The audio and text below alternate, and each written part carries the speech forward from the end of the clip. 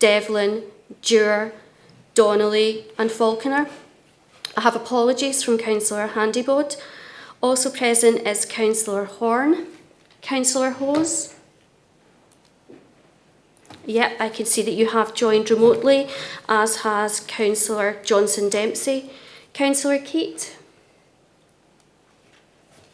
No, not seeing you present. Also present today are Councillors McCreary and MacDonald. Councillor McGeever? No, not seeing you present. Also present today is Councillor McLachlan. Councillor Nelson? No, not seeing you present. Also present is Councillor Razak. Councillor Ross? Councillor Ross is trying to get into the meeting, so we'll keep an eye on that. And also present today are Councillors Thompson and Toner.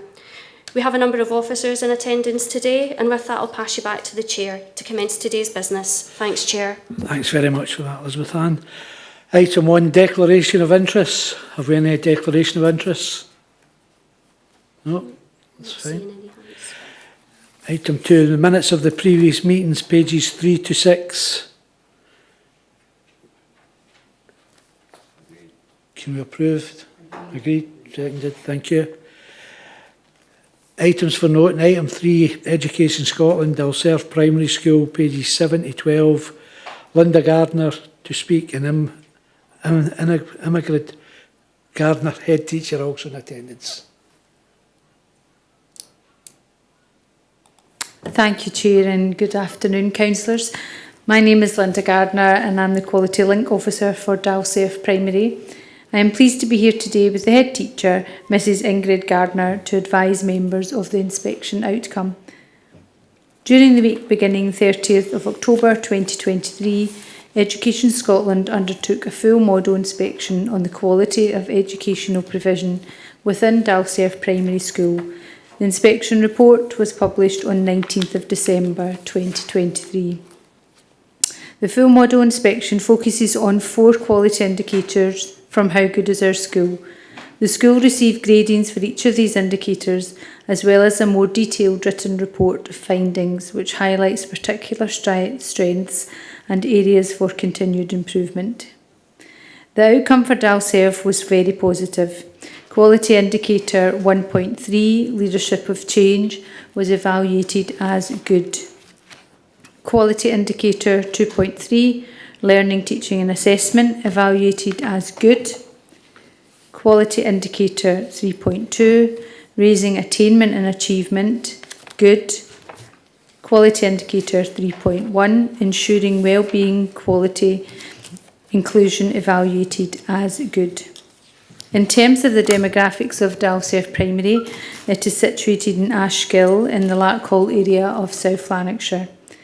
Ingrid Gardner, the current head teacher, took up post in January 2021 after a period of being the acting head teacher. I'm going to hand over to Ingrid, who will expand on the inspection grades and talk about some of the particular highlights from the report and consider the areas for continued improvement. Thanks, Ingrid. Okay, thank you, Linda. Good afternoon, councillors and guests. As head teacher at Dalserf Primary, I was delighted to receive such a positive report from His Majesty's Inspectorate when they visited our school on the week beginning the 30th of October. I've had the privilege of, first of all, being acting head teacher at Dalserf Primary since December 2021 until I became permanent head teacher 3 months later in March 2022. One of my first priorities of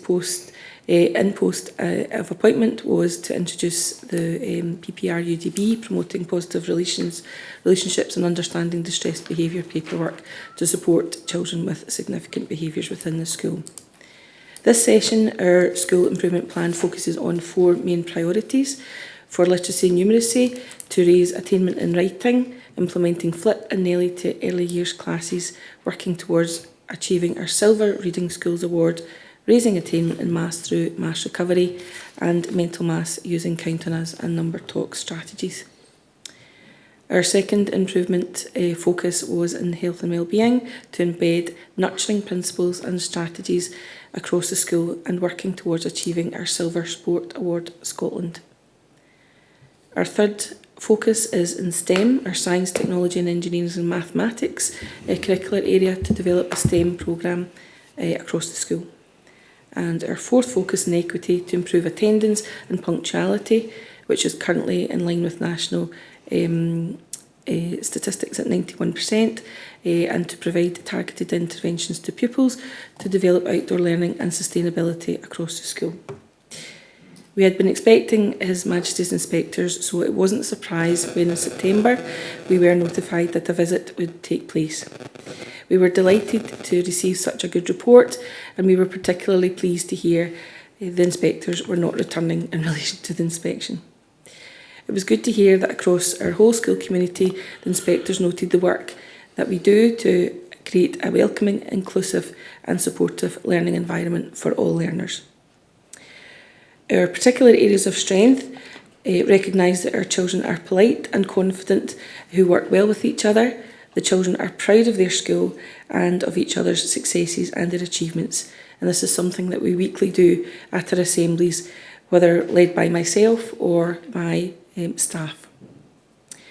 Another positive strength was the nurturing ethos and positive relationships that exist across the school. Myself and staff promote positive approaches to lead children and their families to feel welcomed and to be part of the school learning community. And having evaluated our values and vision prior to the inspectors coming, this all tied in very well in promoting the nurturing approach that we have at Dalserf. All staff work well as a team to help children learn and achieve. Staff are keen to develop their individual as well as collective skills to help improve learning experiences and outcomes for children. We have a pupil leadership team for 8 areas in the school, myself included, and staff lead these with the children. We have, for example, ECO, we have our equity, our pupil council, etc., among other pupil leadership groups, which the children meet together and with staff on a monthly basis, which the inspectors were very impressed about, having pupil voice. The use of outdoor environment to enhance children's learning experiences. Staff have developed outdoor spaces and are now providing children with a range of outdoor learning experiences. Since beginning at Dalserf Primary, a pocket of classes were uptaking the outdoor learning. Now, under my leadership, all classes are, that's been extended to all classes, and all classes take part in outdoor learning, which has certainly been a very positive change for the children in the school. This is helping children to learn not just about their environment, but also to develop their sense of well-being.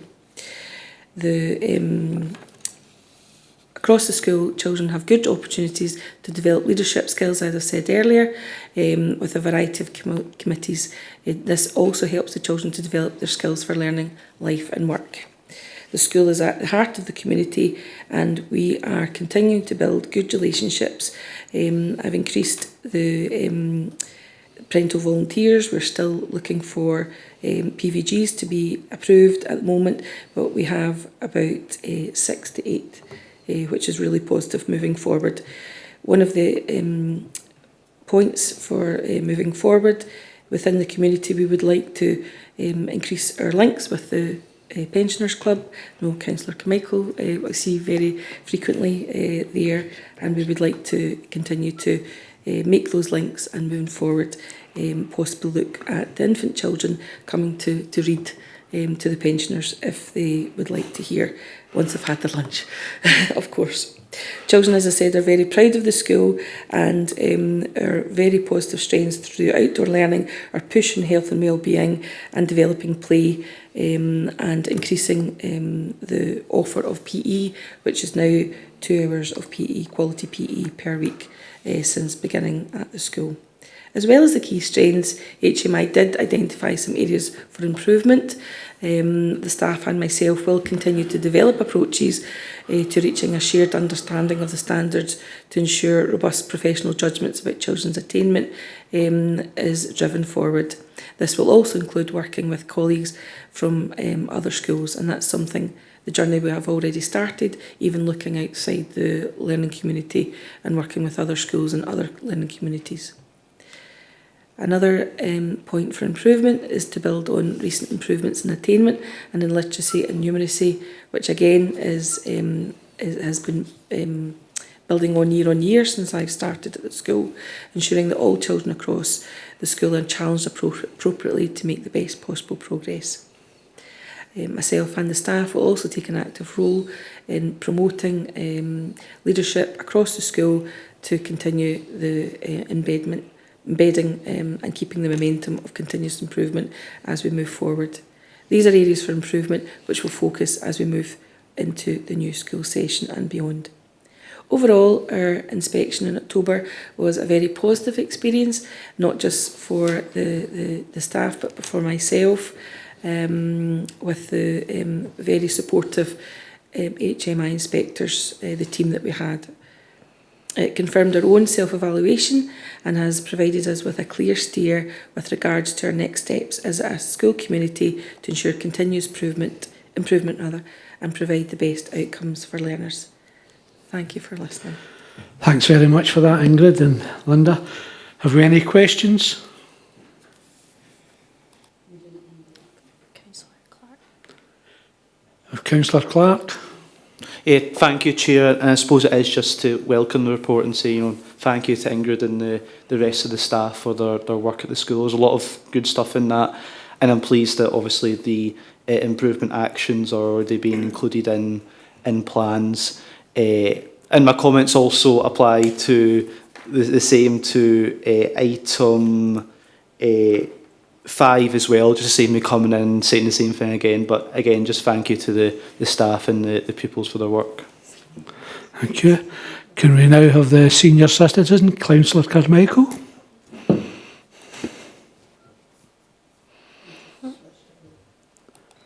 Ignore that remark. And I'll see you later, Chair.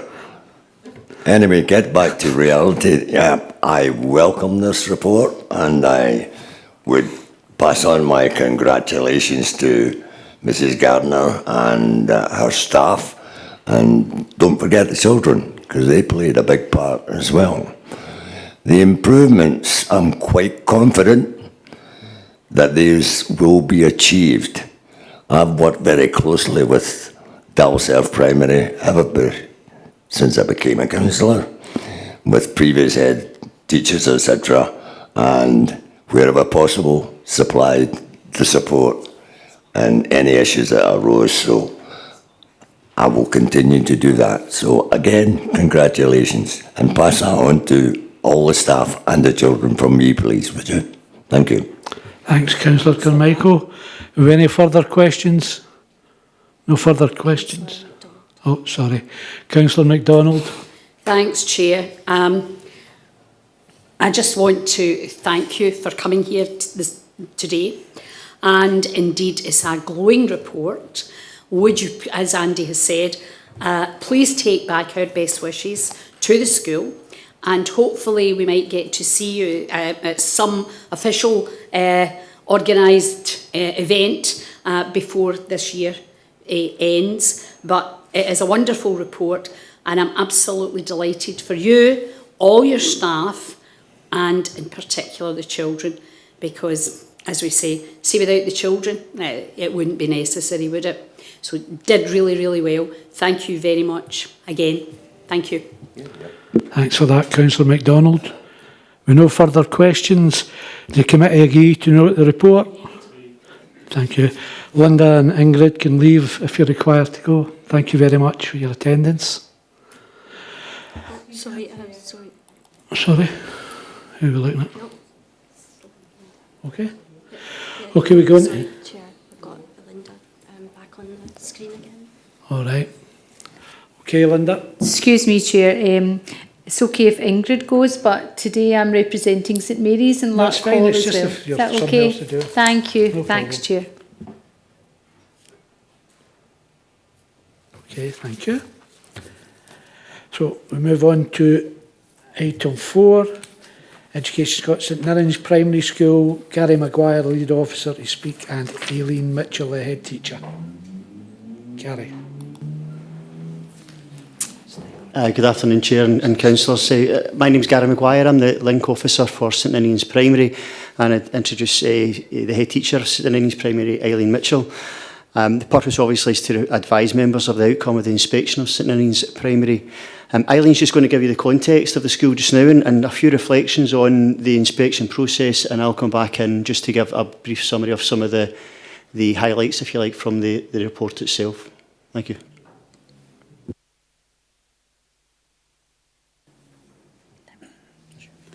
Thank you very much, Gary. Good afternoon, Chair and Councillors. I'm Aileen Mitchell and I'm the head teacher at St Ninians Primary School in Hamilton. I wanted to give you a brief context of the school and the community that we serve. We are a proud Catholic primary school. We have 9 classes with roughly at this moment in time 230 pupils.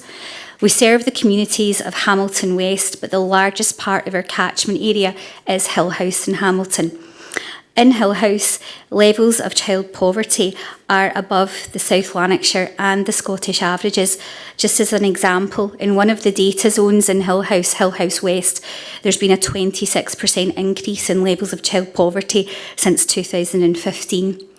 If we look at our catchment area as a whole, in 2022, 53% of our pupils in St Ninians live in SIMD 1 or 2, and that's more than twice the Scottish and South Lanarkshire Council averages. 39% of our pupils have a school clothing grant entitlement. Again, that's 11% higher than the South Lanarkshire Council average, and it's a similar picture with our free school meal entitlement. 38% of our pupils are entitled to a free school meal, which is 17% higher than the SLC average.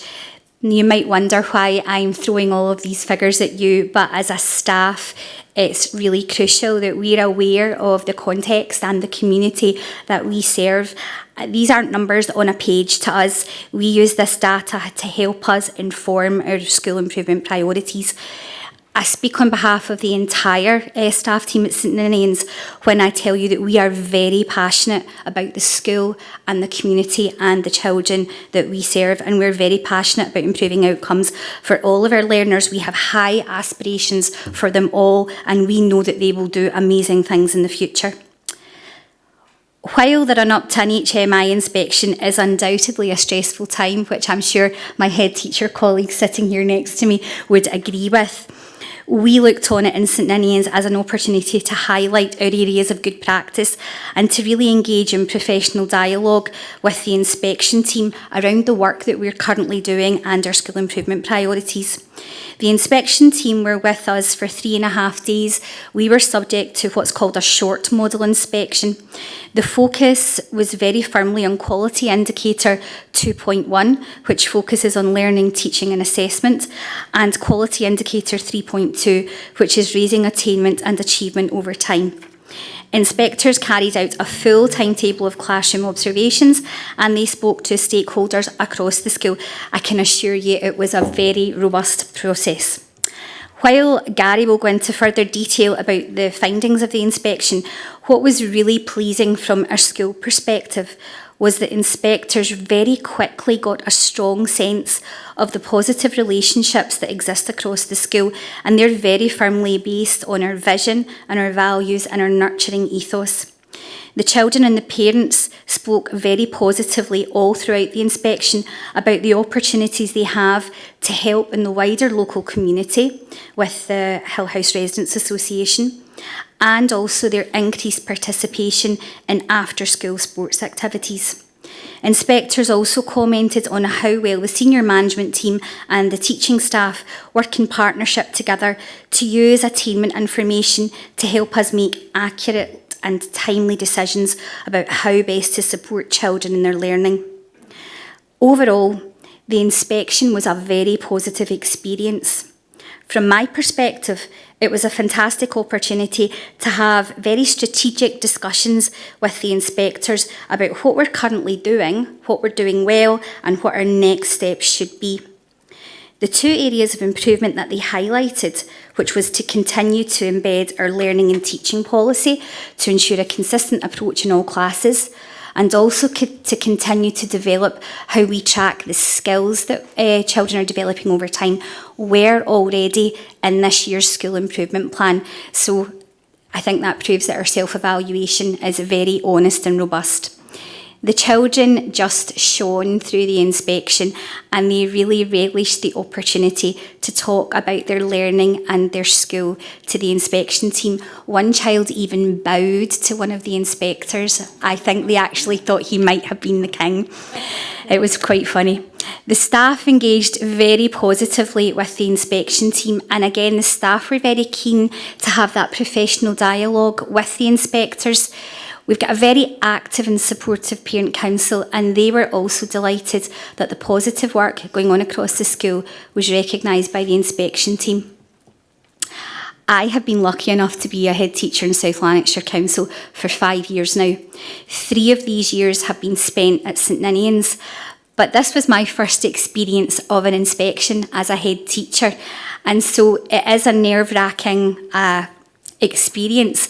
But when you love your school and you're so committed to the community that you serve, you want to make sure that everybody feels supported to do well and to really showcase the amazing things that we do every day in St Ninians. So overall, the inspection was very positive, and I'm so delighted for my staff team. We'll continue to work and improve and to serve the community the very best that we can. Thank you very much for the opportunity to talk about the inspection from the school's perspective, and I'll now hand back over to Gary. Thanks, Eileen. As Eileen has said, Education Scotland undertook a short model inspection of educational provision at St Ninians Primary during the week of the 2nd of October 2023, with a report being published on the 21st of November 2023. HMI inspected 2.1 learning, teaching and assessment and evaluated that as good, and 3.2 raising attainment and achievement, again grading that as a good. These grades are reflective of the school's own self-evaluation, and as Eileen has said, the school is a denominational school within the St John Ogilvie learning community. You'll see from the inspection findings that HMI found the following to be particular strengths of the school. So senior leaders, supported well by staff, ensure positive relationships exist across the school and uphold the school's vision and values very well. This is helping children to engage well with their learning and contribute effectively to the school community. Senior leaders and teachers work well in partnership to gather reliable information about how well children are progressing with their learning, and this is helping them to make accurate decisions on how best to support children to move forward, their learning forward. Children are making good progress in their learning. They are improving their skills in leadership, helping the community and increasing participation in healthy living activities. And senior leaders and teachers accurately identify children who would benefit from more support. This is helping them to put useful plans in place for children, raising their attainment and reducing the poverty-related attainment gap. In addition to these strengths, the inspectors also noted the following during their visit. The school's vision and values are providing a nurturing and respectful environment and are evident in the mutual positive interactions across the school community. Staff promote positive relationships, which helps children's confidence and supports them to engage and interact well during class activities. There's a strong ethos of collaboration and positive working relationships amongst teachers, and that was reflected in their interactions with the inspecting team. And this is leading to effective planning, particularly for children with additional support needs. All staff are making effective use of digital technology, such as interactive whiteboards, explanatory video clips, and matrix barcodes, QR codes to the rest of us, but they're not allowed to use QR, apparently. And these are being used to enhance and consolidate children's learning experiences. It was also noted that all children have access to digital devices. All teachers encourage children to ask and answer questions and they use these well to respond well to check for understanding. Excuse me. Some best practice was observed where teachers were highly effective using questioning techniques to develop children's higher order thinking skills. This is extending children's thinking and is stimulating their curiosity. A useful learning and teaching policy has been developed by the senior leadership team, which is fostering more consistent approaches to effective teaching across the school. This is supporting professional discussion about the quality of teaching and learning. To improve this work further, it has been identified that senior leaders should continue to work with staff to embed the learning and teaching policy to provide consistent teaching approaches in all classes and develop high quality learning and teaching across the school. The overall quality of children's attainment is good, with almost all benefiting from a range of activities that develop their skills, promote success, and increase participation in healthy activities. You'll see in the report detail on the progress of learners, particularly in literacy and numeracy. A whole school priority in writing has led to improvement across all stages, which the school and the staff are very pleased with and proud of. The COVID-19 pandemic had a significant impact on the attainment of learners, particularly those residing within SIMD areas 1 and 2 and with free school meal entitlement. The school staff, led by the head teacher Eileen, have worked hard to identify the gaps in knowledge for these learners and introduce appropriate targeted interventions to support recovery. This, along with rigorous gathering of and tracking of data, has led to attainment returning to, and in some instances increasing beyond, pre-pandemic levels. This has also had a positive impact on reducing the poverty-related attainment gap in both literacy and numeracy, and is raising attainment overall. There has been a drive in the school to increase pupil voice, pupil participation in school clubs, particularly sports clubs, and recognising and celebrating success. This has resulted in children and young people being proud of their achievements, where they speak positively of how staff help them to recognise and celebrate their successes in school and out with school. Significantly, almost all girls now access physical and sporting activities. The result of this is that children are developing their team working skills, resilience and confidence. Children also enjoy a range of activities provided by the school to develop independence, leadership and global citizenship. Almost all children take great pride in their contributions to the school, which include meetings with senior leaders to discuss what would help those in their community. To improve further, senior leaders should continue to develop approaches to measuring the impact of the support the school offers children. This should include how to track the skills children develop over time. The school, as Eileen has said, have included these action points and recommendations from the report in their improvement plan for the next session, and we're already within it for this session. Education Scotland have intimated that they are confident that the school will be able to take forward the areas for improvement identified and will make no further visits in connection with this report. The committee is therefore asked to approve the following recommendation is to note the Education Scotland report for St Ninians Primary School, and we're happy to take any questions. Thank you. Thanks for that, Gary. As a resident of the area for schoolboy to old boy, I fully appreciate the job that Eileen and her staff and her predecessors have done in that area, the social inequalities that are through the whole community, and it's to their credit that the outcomes that they get. Have we any other questions? Councillor Bert Thompson. Thanks very much, Chair. Just very encouraged to see the community, the teachers and the pupils going really well together.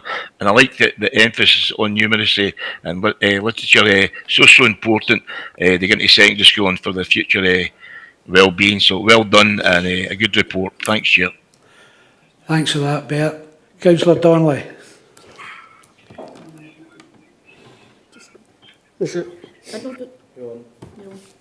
Thank you, Chair. Eileen, thanks very much for presenting the report to the committee today. I have got experience of working alongside you and seeing how the kids interact in the community cafe.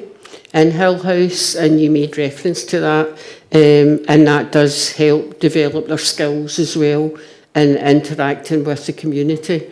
I think the figures that you related, 53% who, you know, the school clothing grant is 39% are getting the school clothing grant, and 38 are entitled to school meals, highlights the nature of the area that the kids are brought up in and working in.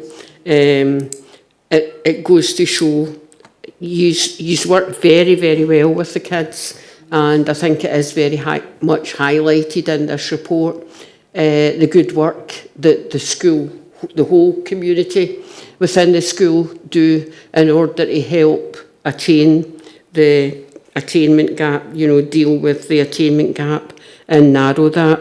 And you do have positive relationships with the children, and I think that is definitely evident. I've witnessed it, and with the parent council as well, and the close workings that the community council, the parent councils have as well with it to go forward. So I can only thank you for that report, Eileen, and wish you well for the future.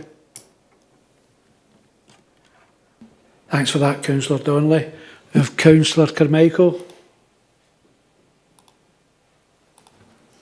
Thanks, Chair.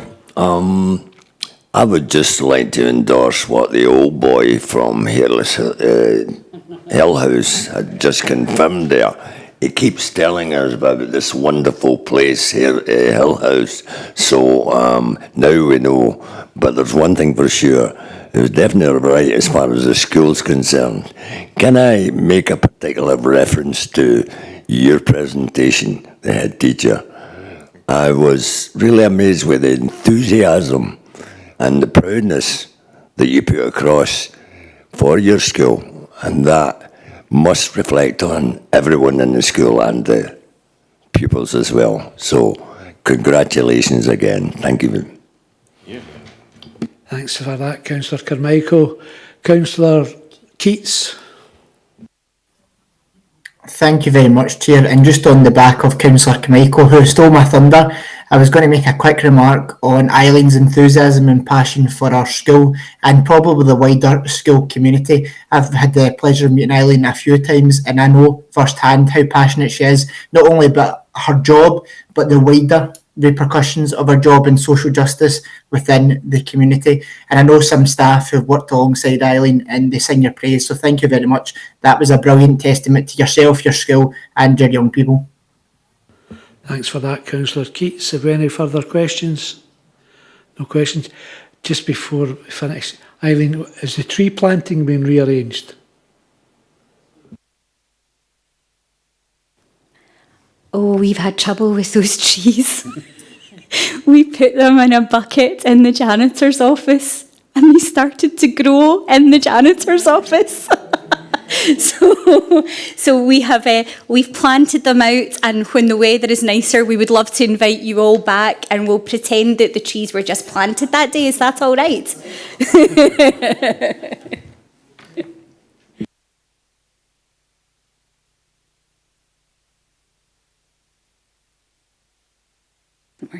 Yes, I'll give you at least 2 or 3 weeks' notice, Councillor Donnelly, all right? You can leave the meeting if required. Thanks very much for your attendance report.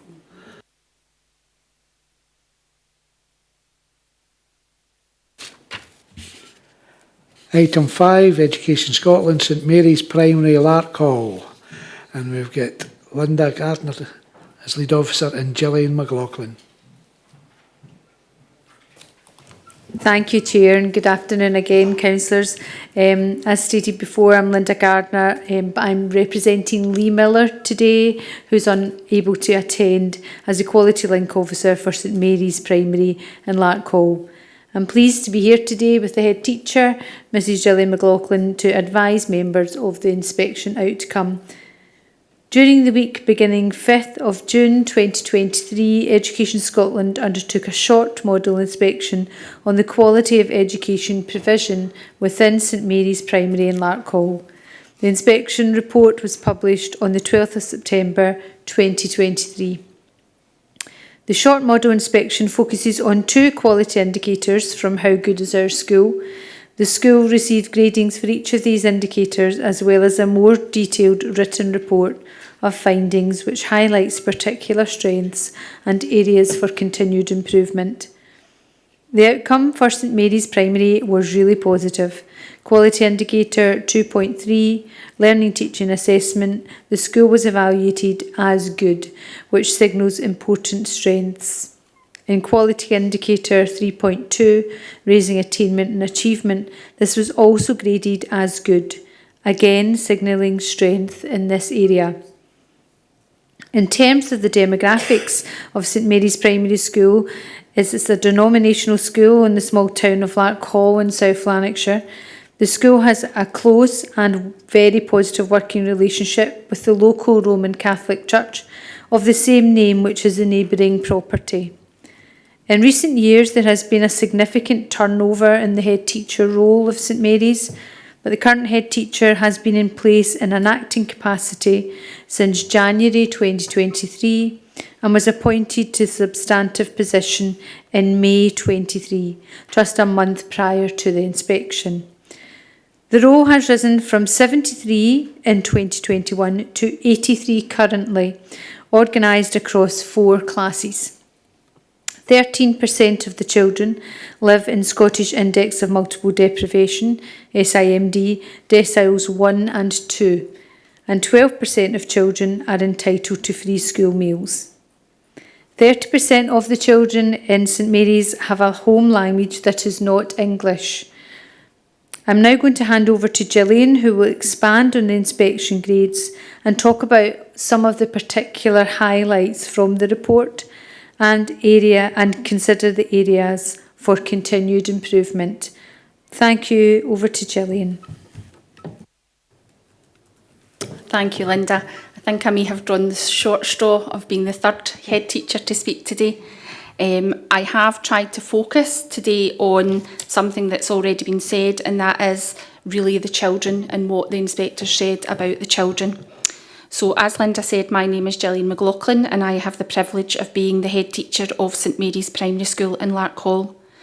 I'm delighted to be here with you today to share some of the highlights from our inspection and how we are delivering on our vision of being a place to grow, where children give it their best, respect one another, overcome obstacles and work together. Our learning, teaching and assessment was graded as good. Within learning, teaching and assessment, we were pleased that it was identified that children within our school experience a very nurturing and inclusive ethos, and that this was evident in the positive relationships we have with our young people. Staff understand the needs of our children and families very well.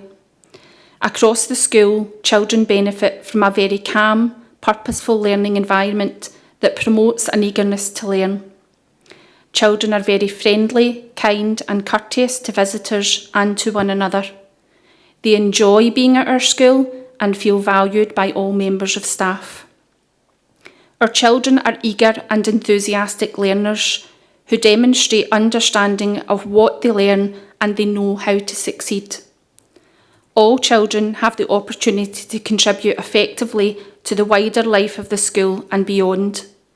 This allows them to develop an understanding of relevant and current issues, focusing particularly on sustainability, global citizenship, children's rights and health and well-being. It was also recognised that we have embedded a very positive approach to play pedagogy within our infant stages, and that staff plan well for play opportunities and direct teaching of groups. Teachers are very responsive to our young learners and fully involve them in their planning for learning. We are now considering how we can build on this example of effective practice in other areas of the school. Teachers also use digital technologies creatively across the curriculum to deepen and enrich children's learning. This is an area that we continue to extend. Within raising attainment and achievement, we were also graded as good. Overall, attainment in literacy and numeracy across the school is good.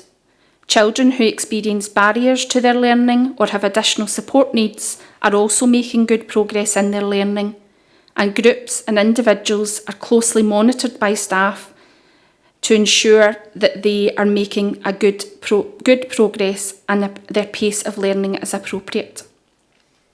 There is a very well established culture across the school of valuing reading for enjoyment. Children value the access they have to high quality texts, and we have achieved our Silver Reading Schools accreditation and are now working towards achieving gold. Evidence of attainment over time shows overall that high levels of attainment in literacy and numeracy have been maintained across the last 5 years. We have robust approaches to assessment and are now well placed to build on these approaches to ensure that all children attain to their full potential. As a staff, we work together to analyse attainment data and design appropriate strategies to ensure that any gaps are addressed. Children's achievements are celebrated well and are highly visible throughout the school in attractive displays of which the children are very proud. Across the school, children enjoy a variety of opportunities for wider achievement. Older children are developing their confidence and leadership skills as a result. I am sure my whole staff would agree that we found the inspection process invaluable. Although it may have been daunting for some staff beforehand, the validation of our self-assessment processes and the agreement with the next steps of our journey of continual improvement was affirmation in itself. Thank you for your time, and I'm happy to answer any questions.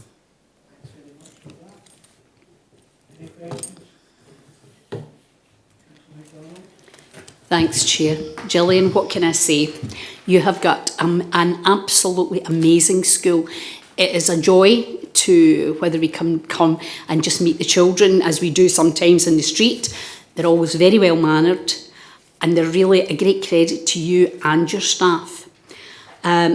Coming along to the Parent Council is always a joy too, as I'm sure you will agree. Anyway, I would like to take this opportunity to thank you and the staff, and especially all the children, for all the hard work that they've put in to this. It must have been daunting for you too, because you had just recently been appointed when the inspection took place.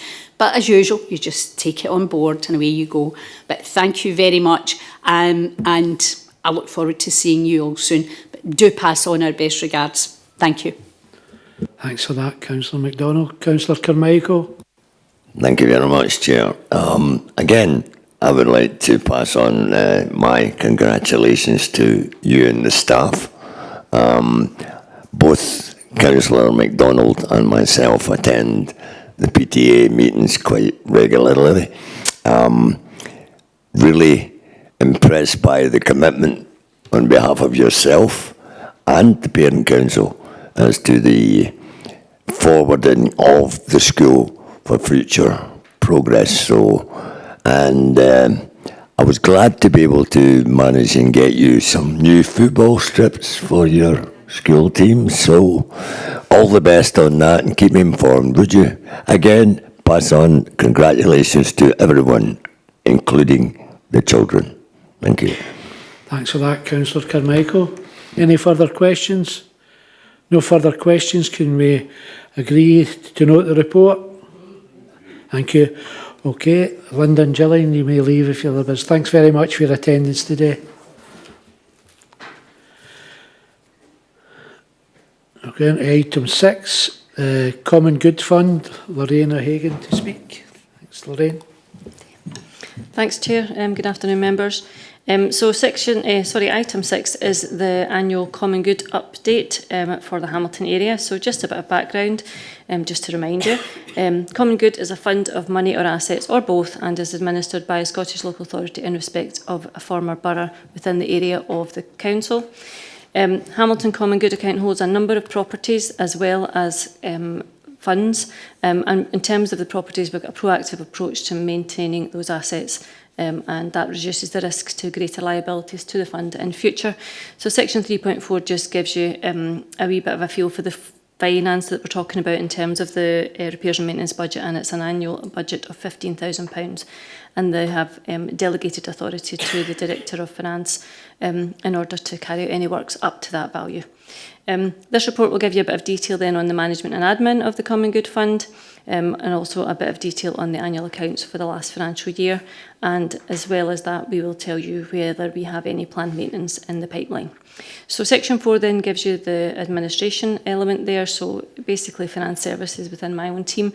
We administer the Common Good Fund on behalf of the Council. That includes the revenue monitoring, any preparation of annual accounts, and also seeking committee approval when any projects have been identified. Section 5 details the role of the Council's elected members, and just to note there that the decision on the spend on Common Good funds is delegated to the Council's Finance and Corporate Resources Committee, and what we noted there is a report will come to the local area committees, specifically this one in terms of the Hamilton Common Good Fund, on an annual basis, and that's what we're looking at today. So section 6 then just details the Common Good annual accounts. In Appendix 1 to your report, you've got the detail of the 22-23 accounts, and those were part of the overall council accounts that were approved by the Risk and Audit Scrutiny Forum at the end of October last year. The appendix shows you that at the end of financial year 22-23, we had a balance of £477,000 invested in South Lanarkshire Council's Loan Fund, and that really means that's the amount of money, the cash that we have available to spend from the Hamilton Common Good. In terms of the year-end position specifically, section 7.1 notes that we have both assets and cash. So as I noted, Appendix 1 gives you the detail and explains the cash balance of 477,000, and then Appendix 2 of the report details the assets that are held by the Common Good Fund. Over the page, on page 27, you've got Table 1, and that shows you the detailed income and expenditure for the financial year, and we had a slight deficit of £8,000 at the end of the year. Section 7.4 notes the actual repairs and maintenance costs that we have incurred during the year, and gives you a detail of the individual projects that we carried out during the last financial year. And section 7.5 just notes where we've spent some of the payments to other bodies' monies, and again it's in line with what we've spent in previous years. Section 8 itself just notes again we had an annual budget of £15,000 for asset maintenance and repairs. There's one commitment of approximately £12,000 in the pipeline at the moment, and that's for repairs to the wall at the bottom of the town square and the palace grounds, and that's to erect bollards to prevent further damage to the wall.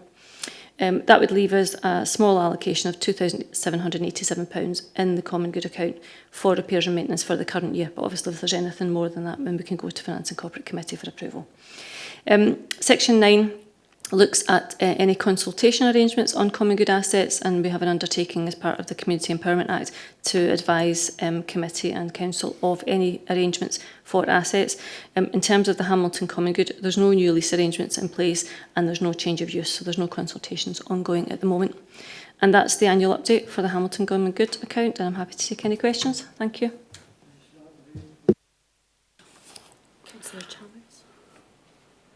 Councillor Chalmers.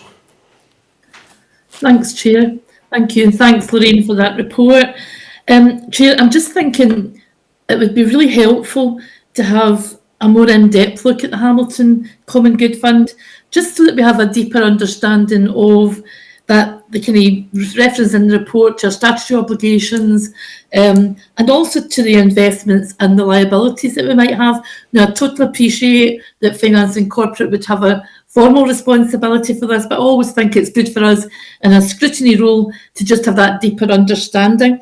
And it would also be helpful to know what is the criteria in terms of anyone, an organisation, anyone bringing forward any proposals for a project that would be a benefit. What are the criteria and how do people access that information and how do they apply? So it's that kind of information that would be really helpful if perhaps we could have either a fuller written or a fuller briefing on this at a future meeting. Perhaps it's better at Finance and Corporate, but I'll take advice on that as well and take guidance on that. Thanks, Chair. Lorraine. Thanks, Chair, and thanks, Councillor Chalmers, for your questions. In terms of the criteria for the proposals, I can probably find something within our files that would give a bit more detail in terms of what a common good project would be, but basically it's about spending the money for the good of the area. I think we comment on that in the first section. in terms of looking at the assets that we hold, or whether there's any particular projects or programmes of work. So one of the areas that has been brought to our attention is looking at the Hamilton Master Plan and some projects around about that would maybe support that. So that's the kind of thing that we're talking about. We've looked at the bandstand previously, we've looked at particular pieces of work down at the Palace grounds, but I can probably find you something in writing that maybe gives you a clearer steer in terms of what would and wouldn't be acceptable, and ultimately it would be for the Finance and Corporate Committee to make that decision. We haven't had any proposals that I can recall in recent years from elected members, but I could be wrong in that, my memory is not the best. But again, as I say, we would bring them to Finance and Corporate for their consideration. In terms of bringing more detail to yourselves, yes, we can do that. I can get a bit more detail in terms of the breakdown of the spend. This is a high-level report, as you commented, but we do have more detail in terms of the individual transactions. So I can have a wee look at that and see if there's anything that would give you a bit more of a flavour of what we're actually carrying out in terms of spend and what income we get in. What I would say is I'm conscious of the terms of reference of the Finance and Corporate Committee and of this area committee. So again, if you would permit me to go back and have a look and see what is appropriate to bring here and what would be appropriate to bring to Finance and Corporate Committee, and we can take it forward from there if that's okay, Chair. That's fine. Is that okay, Maureen? You happy with that? The other point I did make was about, the £15,000 maintenance. It's not been reviewed in about 11 years as well. So it probably is better to kind of think about where it should go for discussion, but happy for you to decide what to do. Yeah, thank you. Okay. Thank you. Lorraine, just on that, on page 30, I maybe should have picked it up in the pre-agenda. Assets. We've got the former Vogue Bingo Hall, Hamilton Racecourse, and the Expressway Holiday Inn. What actually assets have we got in here? They're private things. They're private companies. The Vogue Bingo, I think, still within our ownership as far as I know. I had checked that I thought out we before. sold that to the... I don't think it's been sold yet. I think there was a legal issue. I can check that out for you, but Okay, my that's understanding is it hasn't been sold yet. What was the other one, sorry, you said, Hamilton Chair? Racecourse. I think that's the land more than the actual... We paid them the lease. Yes. So they have their building on the land, as far as I understand it, but I can check that out for you. If you could, because I Yeah. understand at the time that the flats that were built there, we got £1 million for selling the lease, as did the racecourse. And the Holiday Inn, private company. Yeah, I'll find out the If you arrangements could, and I'll I'd come be back to you. obliged to just come back. Okay, thanks No very worries. much. Any further questions? No, okay, thanks very much, Lorraine. Lorraine, if you wish to leave the meeting, thank you for your attendance.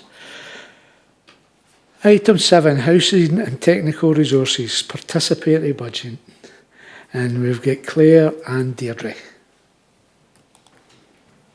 Thank you, Chair, and good afternoon, councillors.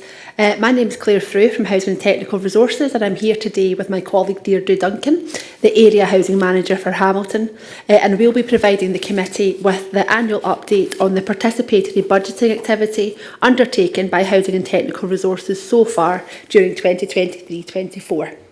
So I will begin by providing an overview of the report, which you will find on pages 31 and 32 of your pack, and then I will pass over to Deirdre, who can provide some more detail on the progress that has been made locally, and at which point we'll also have some photos to share of some things that have been happening.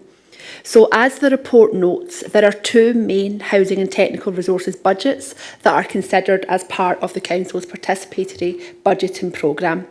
Firstly, there's the estate improvement budget, which consists of £40,000 split evenly across the 4 housing divisions. Each local housing management team can direct this funding towards projects and improvements that have been prioritised by tenants and other customers.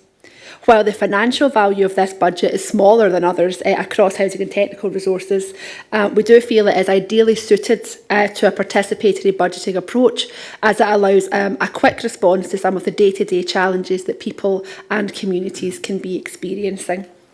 So to date, a total of £9,262 has been allocated to 5 projects which have been undertaken in the Hamilton area.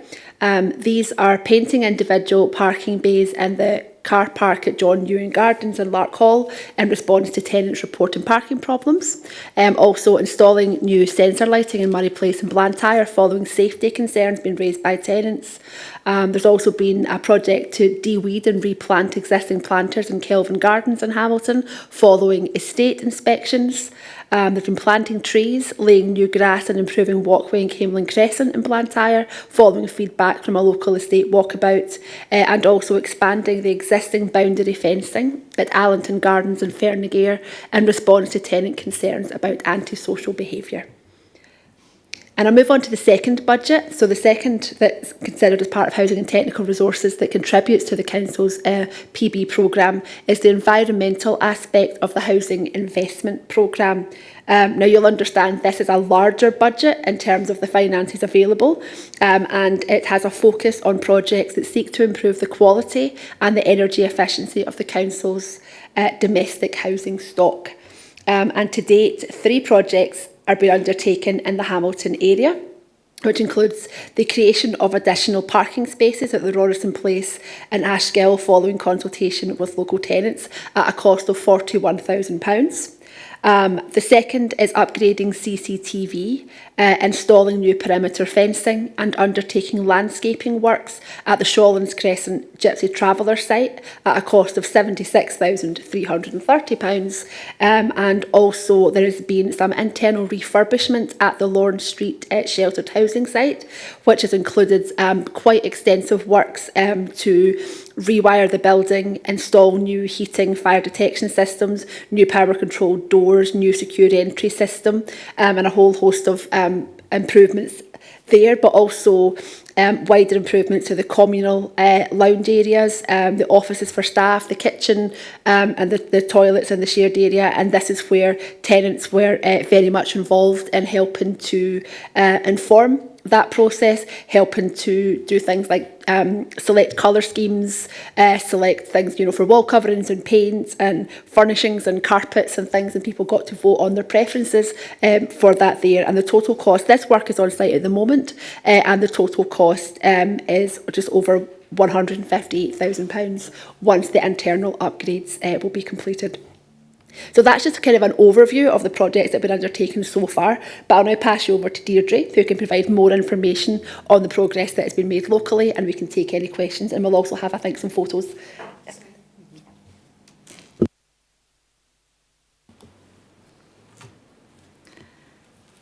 Thanks, Claire. Good afternoon, Chair and Councillors. We should have some photos coming up, and I will talk through them. Hopefully they're good quality and you can see.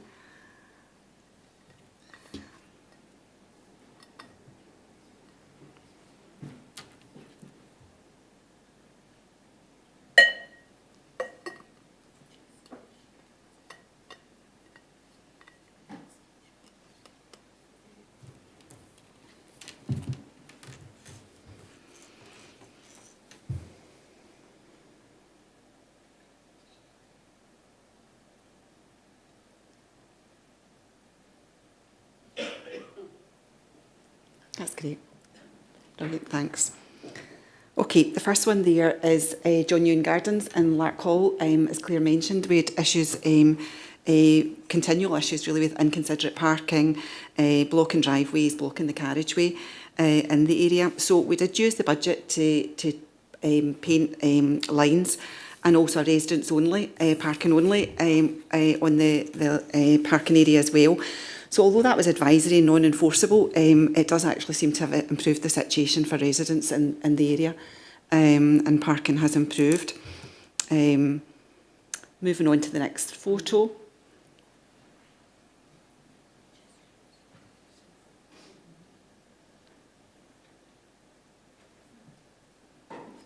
I'm glad it's not me in charge of the photos.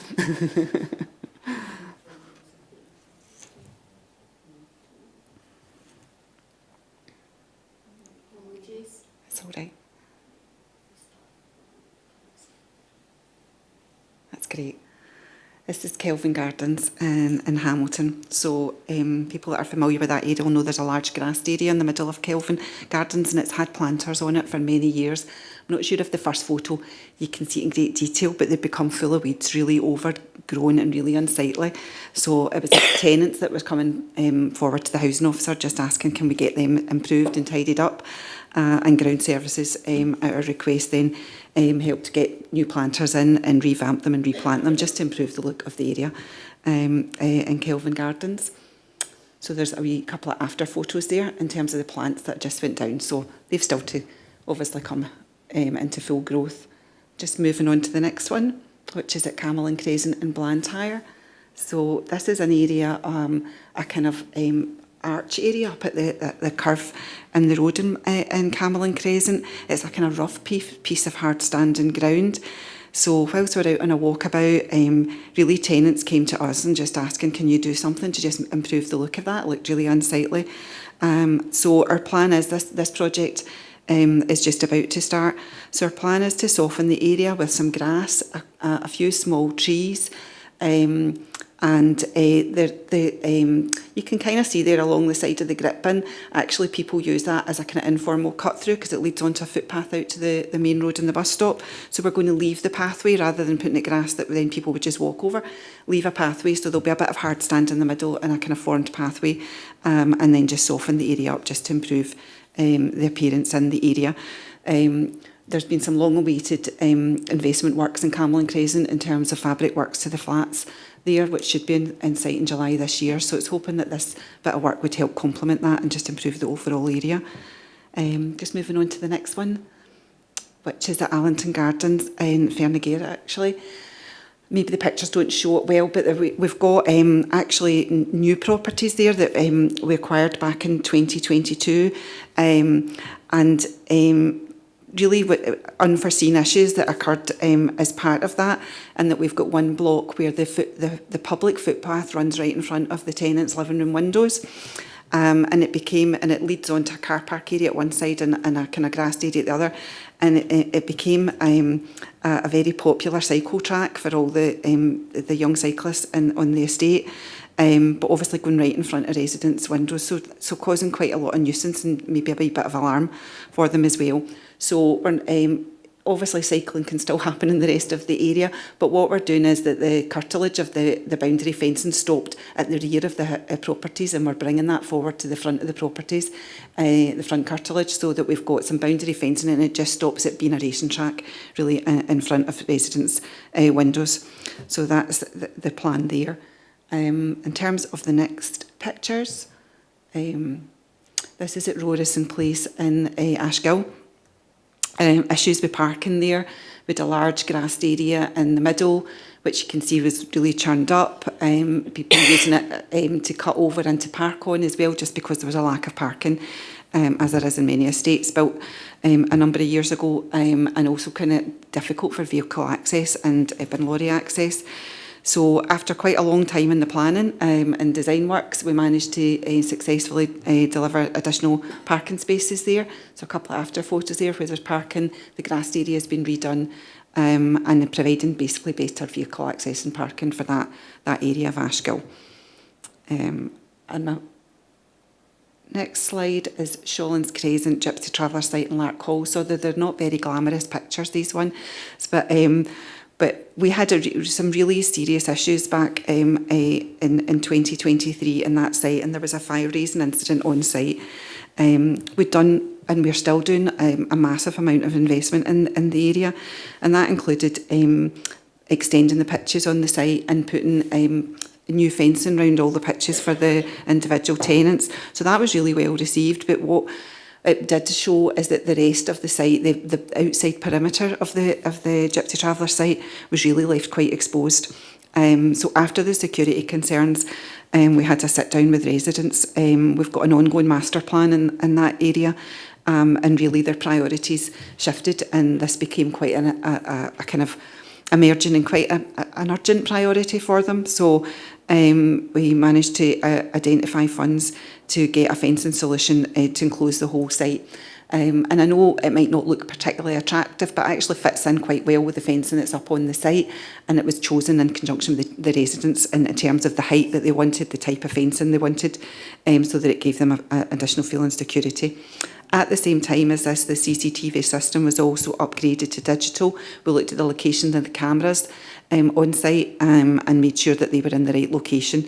And we're also doing a bit of landscaping work at the entrance to the site, but that is really ongoing at the moment because we're still doing major investment works in the area. So we're in the process of building a new play park on the site and also carrying out additional extensions to amenity units on the site. So there's a lot of coming and going to the site, a lot of lorries or whatever. So the landscape works will get complete at the entrance to the site when it's the kind of appropriate time to do so. So all of that was involved a lot of consultation and sitting down with the residents to make sure it met their needs. And the fencing has bedded in now and there's grass around it and it's softened off a wee bit. And finally, my last photos, I think, are of Lorne Street Shelter Complex. As Claire said, that's not on. That's just on site, but it gives you a little idea. You can see a little picture at the top of the conservatory, which leads on to the lounge, and as well as all the kind of big structural issues like rewiring and heating systems. They're doing some work to kind of open up the lounge and the conservatory because the lounge itself has got no windows and is really dark. So tenants tend to migrate towards the conservatory, which is really cold because the heating's not good. So all of the work will basically improve things for the residents and just make it a much nicer space. So what they do as part of that work and the bits that the tenants get really involved in is they create mood boards. So that's the mood board that the tenants have chosen below, which gives you all your upholstery colours, your carpets, your wall coverings. And they got a choice of various colour schemes, etc. And that's what they went for. So hopefully, like next year, you'll be able to see the after photos and you can see the completed product. I do have some after photos of other shelter complexes if anyone is particularly interested in them, and you can kind of see the standard of work that is delivered. But if you've been in any of our complexes that have been done, you'll have seen that yourself. So it's really high standard. So that was it in terms of going through the projects and really just to open it out for any questions. Thanks. Thanks for that. Any questions? We have Maureen Chalmers. Councillor Chalmers. Chair, and thanks Deirdre and Claire. That was really good to hear all about the work that's been happening. Just wanted to welcome particularly the work in Blantyre and most especially the work in Camelon Crescent. It's been a long time coming, and I know the tenants here have worked really hard at coming together and expressing their views and seeking support to get these works done. Deirdre, can I just double check with you? I think you said that the other works are due to commence in the summer, because I know we've been a few years waiting for the structural work, like can you work on the flats and everything? Can I just check with you that that's still on course? Yes, there's been lots of dates given, Councillor. I know that, and it's slipped for various technical reasons, but I'm assured that we're looking at July in terms of start dates. We're subject to bat surveys and all of those things that you'll be familiar with, but I'm assured July this year. So yes, long awaited. Thanks. Okay, thanks for that. Councillor Thompson. I think Maureen says what I was going to say. Basically, we were promised about 4 years ago, Mo, myself and Maureen went to walk about the area, the residents and myself. So just to guarantee it's going to happen, the work. And second, how do people get access or get to know about this money is available to participate budget? Because it's something that I don't think a lot of people know. How can we promote that? Thanks, Chair. Deirdre. In terms of Camelon Crescent, I'll assure you as best I can, subject to anything that I don't know about at the moment that is on. It's going on site in July, but it's a really good point about how people know. These projects tend to come to us either from tenants and residents groups that are in existence, or just tenants and residents that are active in the area that are talking to their housing officer or coming through elected members yourselves. Feel free if you've got a project to pick up the phone. We also we do some walkabouts at the moment, but our plan is from spring that we're extending much more locally and across the whole Hamilton locality our programme of walkabouts, and I think that will bring more to us directly from tenants and residents who hopefully get involved in them. But it's probably something we could think about for even mentioning in our housing news. So obviously we've got a digital newsletter that goes out twice a year as well, so that might be something that's worthwhile mentioning there. But definitely I think through the walkabouts then you'll start to pick up it's not a lot of money, but bits and pieces of fencing, a bit of security lighting here, little bits and pieces here and there that can actually make a difference to people. So hopefully it can come through that as well. Okay, Councillor Thompson. Deirdre there, that's reassuring. It's 22 years of work with Deirdre, so thanks Deirdre, good to see you. Thanks, Chair. Okay. Now, Councillor McLachlan. Thanks, Chair. I'd like to, I welcome all these things. These are great. You know, the one in Camelin or Camlin, Leslie and I are debating whether it's Camelin or Camlin. Camelin and Falkirk. Well, in Falkirk, I always known it as Camelin, and I'm getting back a very, very long time ago. Anyway, we'll discuss this later in the members' area. Alan was here at the same time, or with me at the same time, down in next to the mausoleum. There was an event on a kind of showcase of community payback work. Yep. And at the time, Alan and I discussed it, and it would be a good idea, Alan. I thought it might have come up by now that we could have brought a presentation. Beg your pardon, Chair. Shoot me down, why don't you? Oh, beg your pardon. There you go. So, Camlin Crescent could have been a good example of doing stuff like that, because I've seen some of the fantastic work, and I'm sorry there, I hadn't noticed that was on the agenda, so I look forward to your presentation. There is one thing I would like to raise, and you mentioned Kelvin Gardens, and I think it's a good idea to do that in Kelvin Gardens, especially when people themselves are taking a wee bit of pride in the area. But right behind Kelvin Gardens, I've raised this a number of times going back a long time.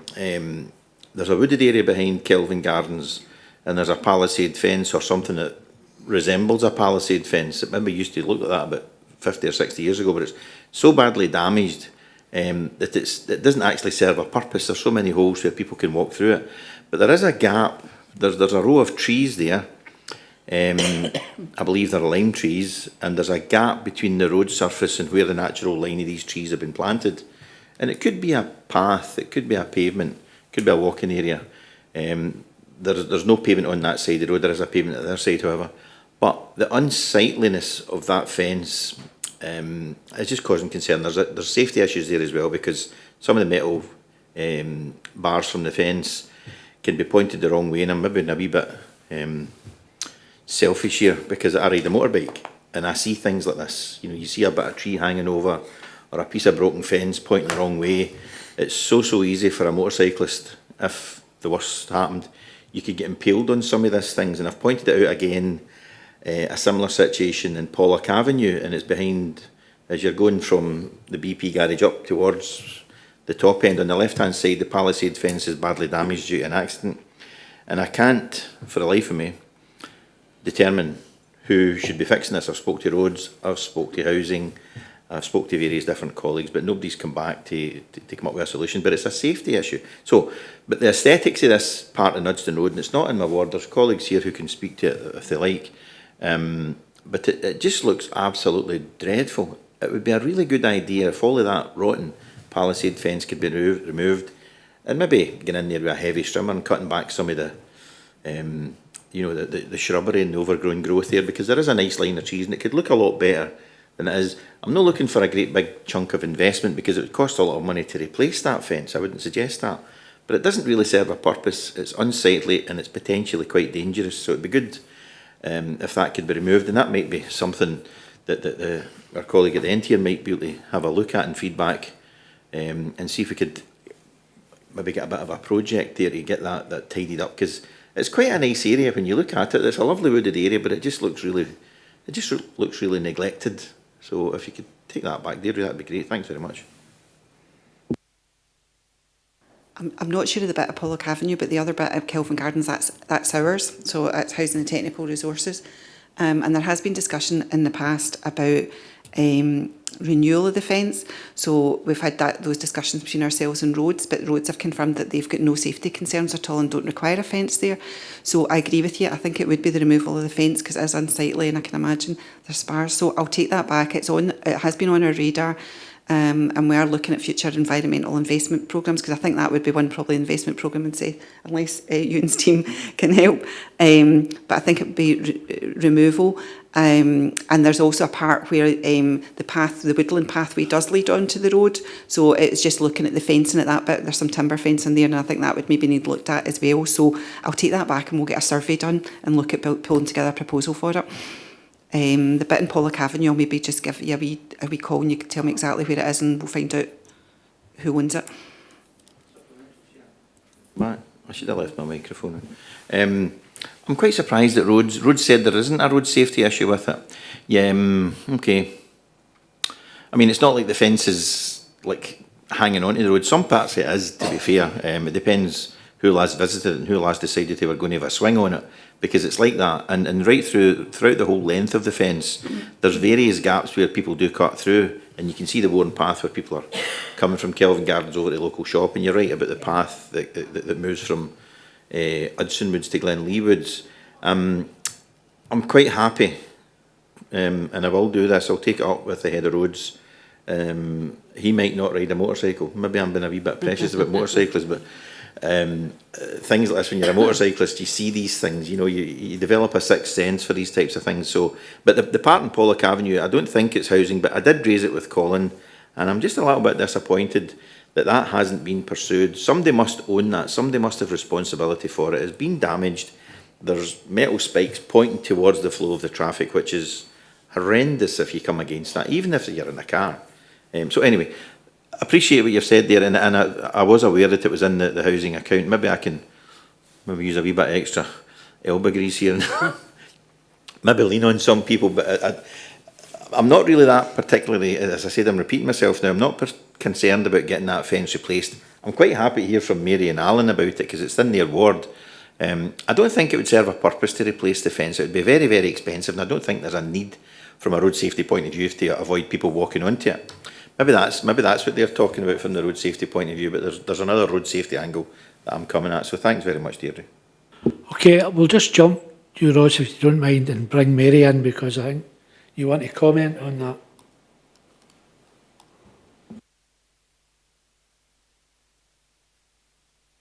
That's it. Yeah, I've been, on regards to the fence, I've been in dialogue with David Edgar for how we actually deal with that fence. And it is a health and safety issue, and it is, hopefully, how do we get round it to look at it as to get that dealt with. And I don't know, David, I don't have the answers. But I'm glad you've raised it. I would just like to come and say thanks, Deirdre, for bringing this report. I think it's quite important that we get this report raised. And I would actually be in favour of a walkabout in my area anyway, to see if we could pick up things for raising under this report. So I don't know about other councillors, I'm sure they would, but I would be up for you coming back to me for to organise a walkabout in my area and involve the councillors in Ward 18 going forward. Thanks for that, Mary. Just a couple of quick points.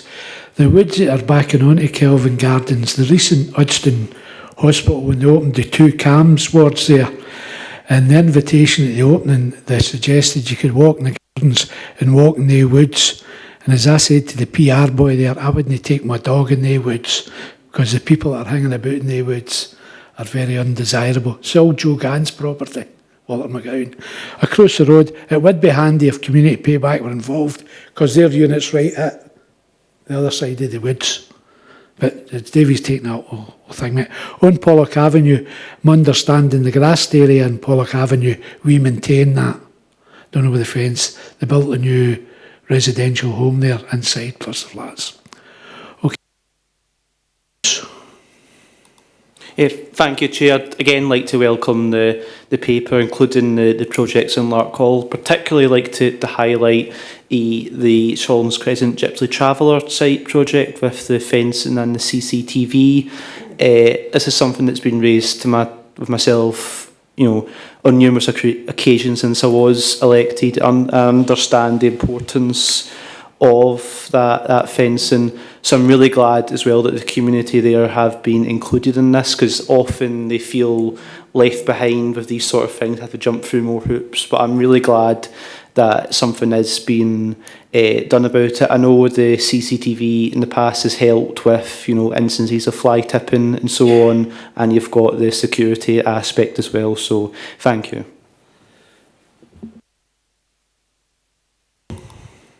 Thanks very much, Chair.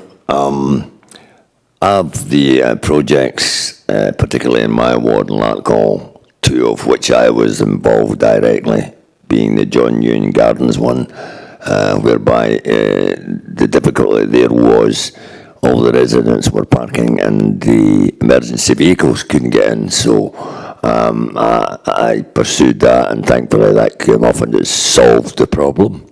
The other one being the Robertson Place additional parking, whereby our bin lorries couldn't even get in to get the bins emptied. The residents had to bring them right round to the front.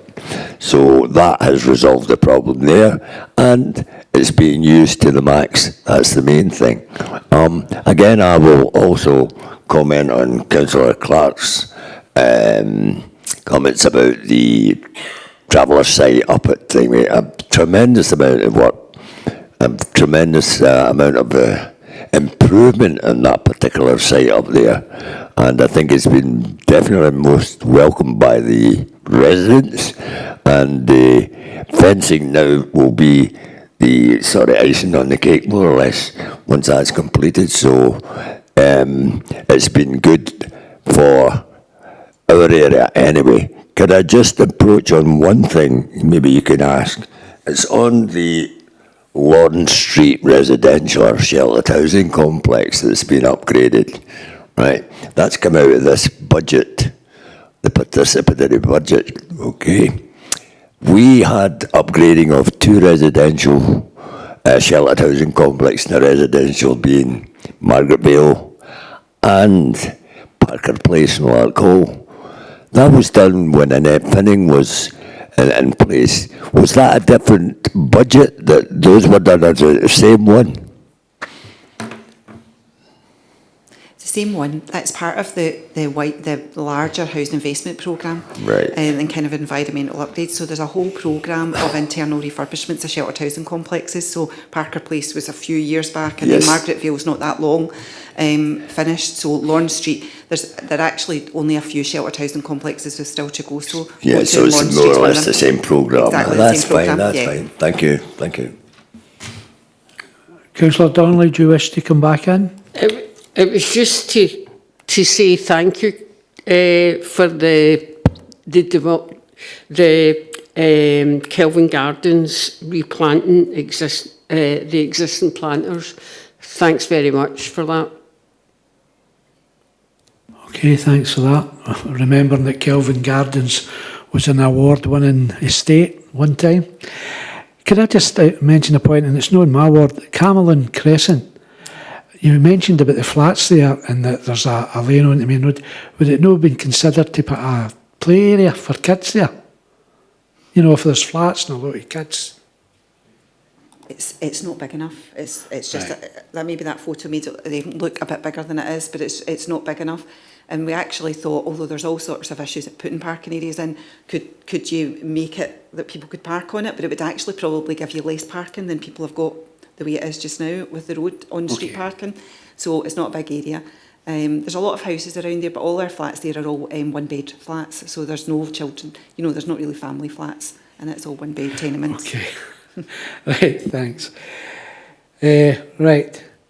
Is there any further questions? We agree with the report? Right. Claire and Deirdre, if you wish to leave, thanks very much for attendance. Cheers.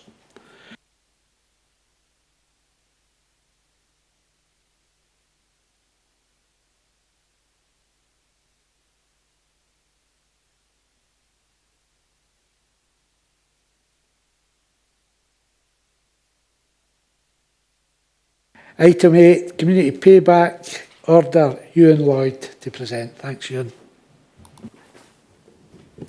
Thank you, Chair. Good afternoon, councillors. My name is Ewan Lloyd. I'm the Fieldwork Manager for Justice Social Work in South Lanarkshire. I'm here today to give a short presentation on community payback orders and in particularly the unpaid work element of community payback.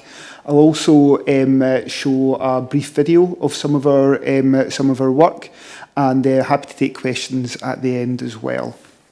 So if we could share the slides, please.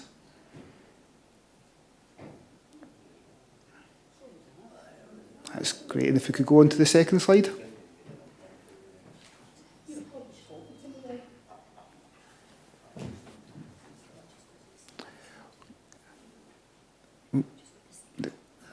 Thank you very much.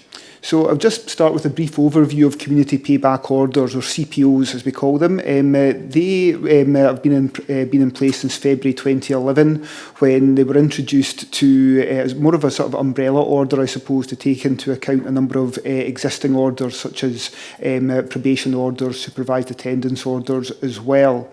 So it's been in place now for, about 13 years or so. The most common requirement of a community payback order, and the requirement I'll talk to today is the unpaid work and other activity requirement. There's 70% of all community payback orders imposed by the courts have this requirement. There's also another 9 requirements that they can add on, but this one is the most popular. The objectives of a community payback order are to reduce likelihood of reoffending, to provide a credible alternative to custody for the courts for when sheriffs are sentencing, to provide payback for the communities that have suffered harm from the offences that have taken place. So there's a sort of reparations element to this, and it's also to enhance the interpersonal and vocational skills of the service users that we work with, and that very much links back into Objective A in terms of reducing the likelihood of reoffending. The courts are able to impose anything between 20 and 300 hours of unpaid work on any one individual. That can be as part of one order. It can also sometimes what we see as individuals subject to multiple orders, but the maximum number of unpaid work hours they can have, no matter how many orders they have, is 300. The other activity element of unpaid work and other activity requirement can be either 30 hours or 30% of an unpaid work requirement's total number of hours, whichever is the least. And the essential difference between the unpaid work and the other activity aspects of the requirement is that unpaid work must involve a community benefit of some sort, whereas other activity can involve the personal development of that individual who's subject to the order. So moving on now to the next slide. The unpaid work service in South Lanarkshire, we are based at the Auchentibber Resource Centre in Blantyre, which is a standalone and purpose-built building purely for the purpose of developing and delivering unpaid work. We cover the whole of South Lanarkshire, and we have a large team. We have a team of an operations manager, 2.5 team leaders, 13.5 social work assistants. The social work assistants manage the service users who are subject to community payback orders. We have 4.5 coordinators that coordinate all the different placements that service users carry out, and we also have just under 17 full-time equivalent placement supervisors who, as the name suggests, supervise the placements themselves. So in terms of staffing, we are the largest part of justice services in South Lanarkshire, and we run 7 days a week, including 4 evenings per week. So a busy service.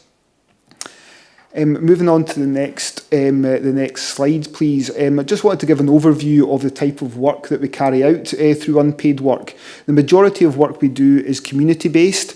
That's groups of service users who carry out a wide variety of tasks in the community to improve and maintain community assets. I'll show some examples of those later on, and hopefully you've all seen those sort of examples in your own wards and communities.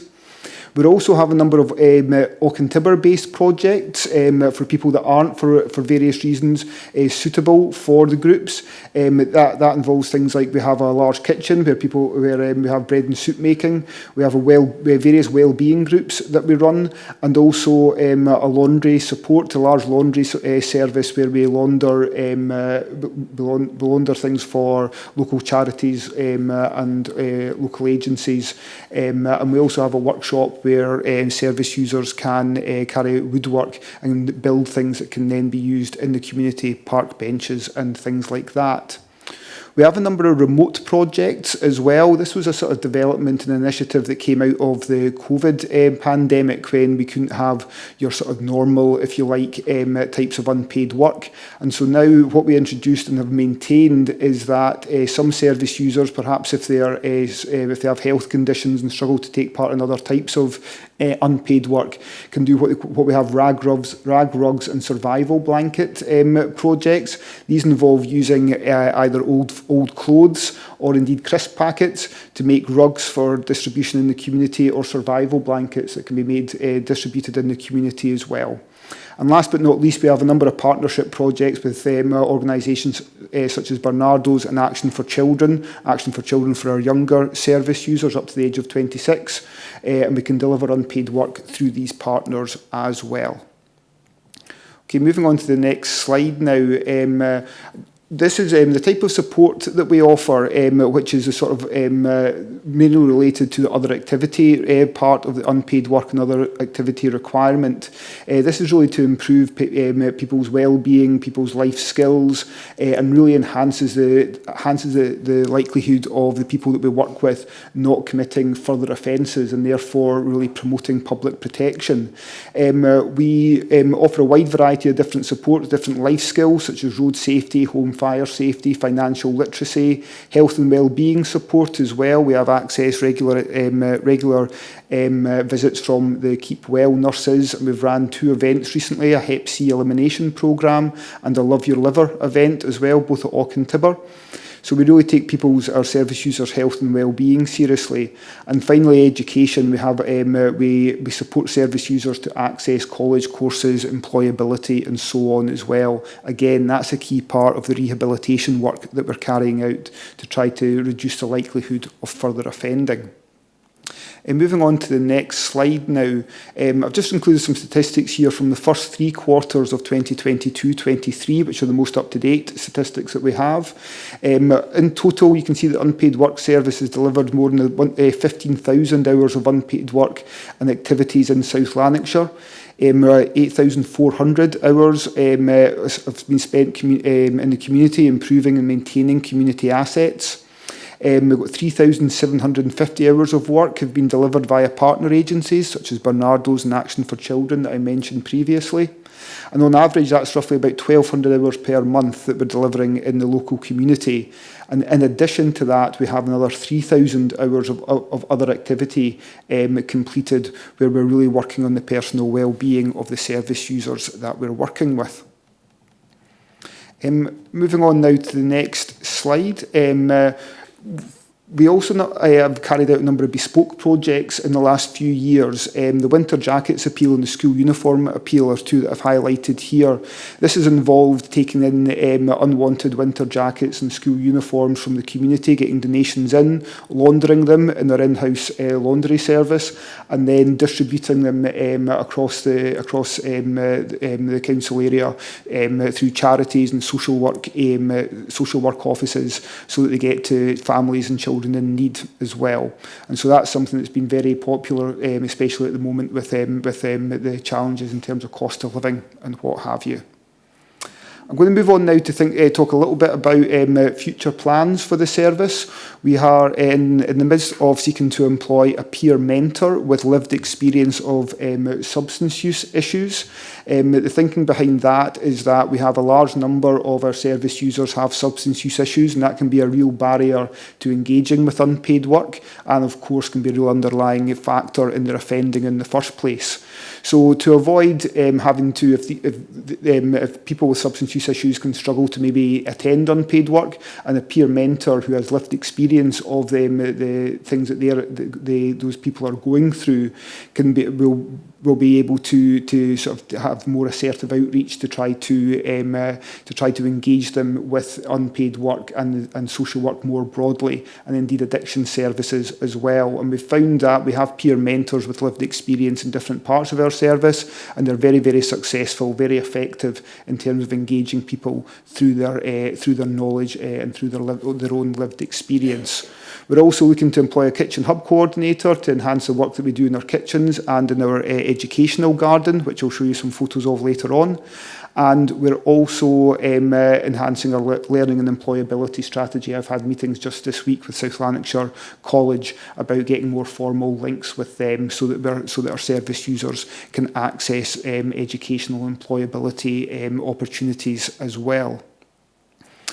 Moving on now to the next slide. I wanted to say a little bit about the national context in which we work in. The first national aim there that I've mentioned, there's 4 national aims altogether in the Vision for Justice, which was published by the Scottish Government recently.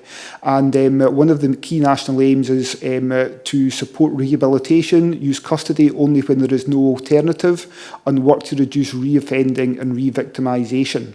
So that's a key aim of the Scottish Government, and the community payback orders and unpaid work are really very much in line with that aim. And you can see from the statistic that I've included here that reoffending rates for people on community payback orders are significantly less than they are for people that are given prison sentences. So 29% of people that are on community payback orders go on to reoffend, compared to 44% for prison sentences. So there is an effectiveness in terms of public protection of wherever possible, wherever the risk can be safely managed in the community, to work with people who have offended in the community to reduce the likelihood of further offending. I'm going to finish now with a few photographs and a video as well. The next slide, if we can go on to the next slide. This is our kitchen garden project. That's at the Auchentibber base, and we've, as you can see, there was a sort of relatively unused land in the top left there, and we've put a number of planters in, what have you, and so service users now under supervision are growing vegetables, and you can see some of the produce in the last photograph there, and this really improves their life skills, things that they can do at home, perhaps with their families as well, improves their health, improves their life skills, and we're looking to enhance that part of our service. Going on to the next slide, my last 2 slides here are showing some examples of work that we've done in the Hamilton and Larkhall area. The first one here is a garden of a local resident who had mobility issues, and the garden became unmanageable. You can see on the left-hand side there that it got itself into quite a state of disrepair. The unpaid work service were able to come in, clear that out, and it is now the resident is now able to maintain that garden themselves without any additional support. And the last example on the next slide that I wanted to show is in Larkhall. It's in Glenview Memorial Park, and there was approximately 175 metres of fencing that was in quite poor condition, and so the unpaid work service removed the rust and dirt and old paint before applying new paint to that fence, and that was done in preparation for the coronation. So that's a couple of examples of the work that we've done in this area, and we hosted some open days last year, and we hope to we'll be doing the same this year, waiting until the weather gets a bit better until we do that. And you'll all have invites, of course, to those open days to see more of what we do. If possible, and if my IT skills allow, I'd quite like to show a brief video, 3-minute video now, of some work we did, not in this area, it's in Rutherglen, but I think it's an excellent example of some of the work that we do. This involved local residents and the unpaid work service, particularly young people that we work with through the Action for Children charity. So if you bear with me, I'm going to see if I can manage this.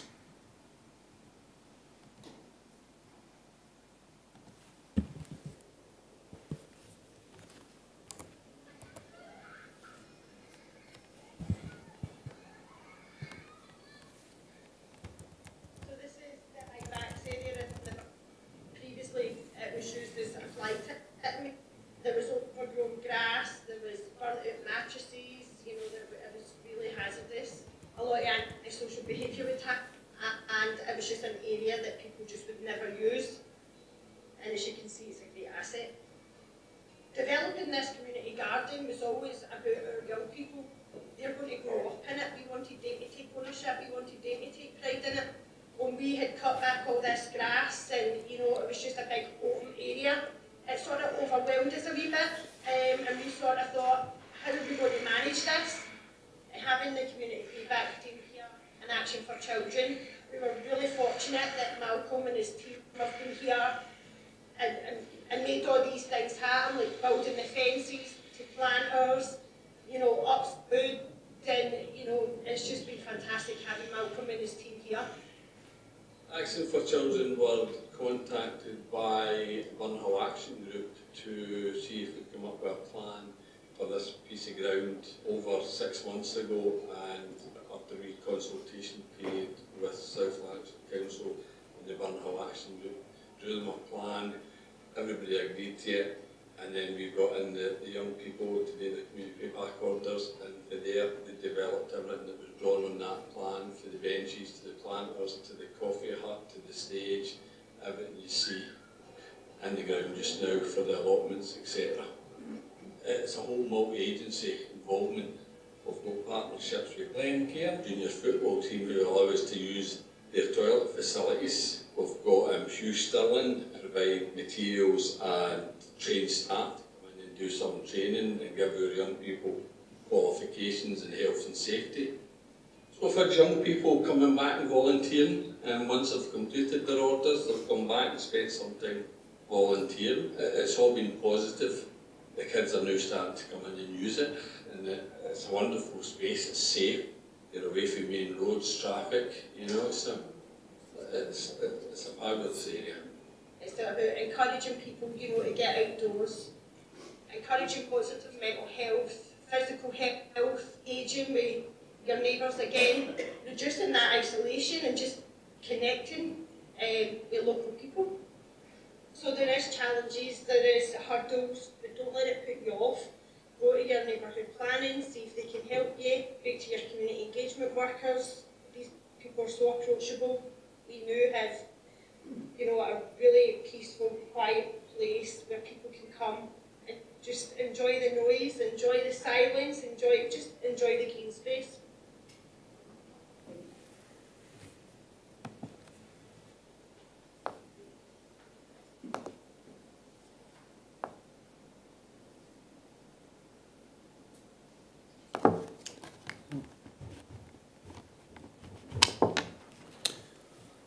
Okay, that's my presentation. Happy to take any questions now. Thanks very much for that, Ewan. Have we any questions? Start with Councillor Johnson Dempsey. Thank you, Chair. Thank you, Ewan, for that report. I'm happy to welcome it on behalf of our group. It's great to see the work you're doing. If we accept that the aim of the justice system is to prevent reoffending, then we've got to see this as great work, because obviously, as you say, it's doing that better than custodial sentences. Just wondering, as elected members, are we able to identify projects in our wards which may be suitable for unpaid work and recommend them to your service? Thanks. Yes, absolutely. We have an online form that can be filled in with some of the details of any projects. I know a possibility was brought up earlier on, and we look at each of those on a case-by-case basis to assess whether or not they're appropriate for the unpaid work service and what we can offer. We do have to take some things into account for unpaid work. It can't replace sort of core council services or take over or sort of replace what we've done by somebody in a paid paid capacity. So it can't take away work that would have otherwise have been carried out by somebody that would be getting paid for it. So there are some restrictions, but absolutely we would be welcome applications for work to be carried out, and we look at those each on a case-by-case basis, and I'm happy to circulate the form to all members after this meeting. Thank you for that, Ewan. And Chair, with your indulgence, one follow-up to that. And would that then preclude any form of street cleansing or things like that the council currently isn't doing? We would look at it. We would look at that very possibly, but it would be difficult for me to say without details of the actual project. It may do, but the best thing to do is to make that up, is to make that submission, and we'll look at it in detail. Okay, thank you very much. Thank you. Okay, Councillor McLachlan. Thanks, Chair. As I said earlier, you were there, Leslie, Andy, and I'm sure other councillors attended, but it was phenomenal to see, and I'm not exaggerating, it was absolutely phenomenal to see the quality, the work, the items that they produced, chairs, all sorts of wonderful things for young people to play on, kids and so on, younger children. So the presentation was really, really good. Fantastic. What was really encouraging, and it was close to the end there when you said that some of the people who had been involved in the community payback orders come back to volunteer. You know, the low reoffending figure was good, but it's absolutely amazing. And you can see why, I think, because people are becoming productive when they're doing something. They're doing something that's really worthwhile, and I suppose you can really enjoy doing that. You know, seeing the good work they're doing, back to learn a skill that they can maybe use afterwards and maybe make a few quid for them. So there's a negative, a slight negative about the whole thing, and it's no reflection on you. It was something that was picked up on when I was speaking to some of the staff members down at the mausoleum at the summer, because they spoke about things that you could do for somebody, for example, who was unfit or unable to look after their garden and get a bit overgrown. And one of the things that would prohibit that from happening is the inability of your teams to dispose of any of the materials that they take out of somebody's garden. You can't take it to the civic community, and Community and Enterprise Resources would not collect it. So I think there's a real flaw there, and I wonder, Chair, with your indulgence, and maybe could ask you if you could look into it, since this is a presentation at your committee, that we should be taking this up with David Booth to find a way to make this work, because I just think that it's extremely unfortunate, to be polite about it, where you've got people doing amazing work. There's other people who could benefit from that work. What's prohibiting that is the disposal of the material that's left over, cut down bushes, trees, and things like that. So this could really go on to do really wonderful things. And Cal asked a question about councillors making referrals. I'd been thinking about one in particular in my own ward. In fact, it's a gentleman that lives in my street, and he's just unable to do. I've myself and a few of the neighbours have went in with hedge trimmers and things like that. But you know, it would be really, really good if we could get community payback orders or unpaid work people to come and do that type of work. But the problem would be disposing of material. So I would certainly put that one forward as a local member, but I don't think we can do that just now. Now, that was at the summer. I wonder if there has been any change, because I did speak to someone at the time, I can't remember who, after the visit. So I wonder if there's been any change, or is it still the case, and maybe you can elaborate for me. Yeah, just on your first point, first of all, I think that example of people coming back to volunteer is really inspiring. Quite often the sort of journey that we see people go on is through being very reluctant or highly anxious about carrying out unpaid work.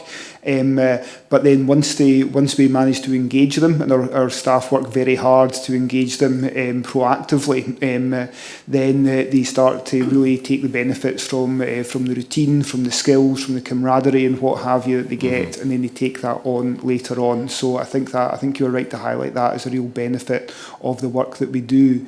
In terms of disposals, yes, I've been in post a couple of months now, and it's not something that's come across my desk as yet. So it may be that there has been some developments in that regard, or at least perhaps some sort of workarounds. You could see that the example of the private garden that we'd cleared out there, those materials would have had to have been disposed of.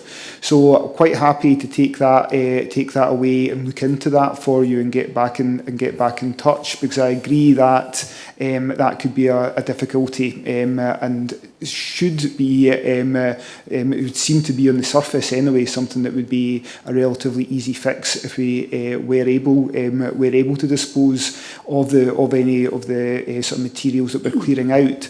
I don't know about the deeper complications of it though, so I'd have to look into it in a little bit more detail and then come back to you.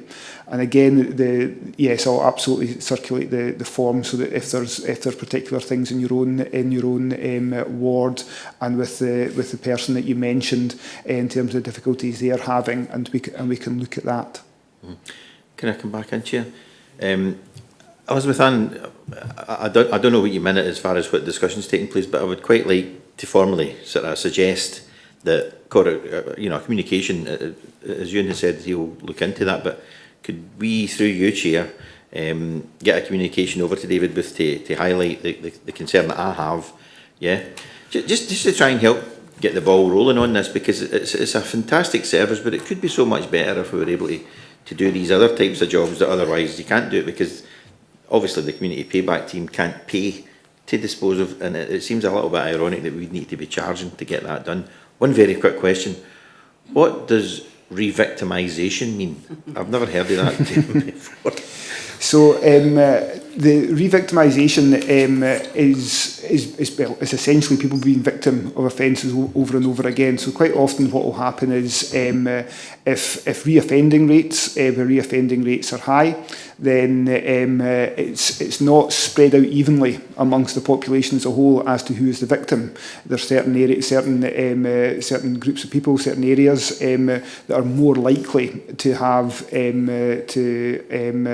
to have people that are victims of crime, and so by reducing reoffending, then you are inherently reducing the number of victims. And so it's a sort of, it's a fairly policy-based term, I suppose, but it's essentially relating back to that desire to cut reoffending, and therefore to have less victims in our communities, and really speaks to what we're trying to do as a whole in justice services, which is first and foremost about public protection, and it's the different ways that we try to keep the public safe. Okay, thanks very much for that. Yeah. We will take it up with David Booth through the chair and Elizabeth Ann. Next, Councillor Toner.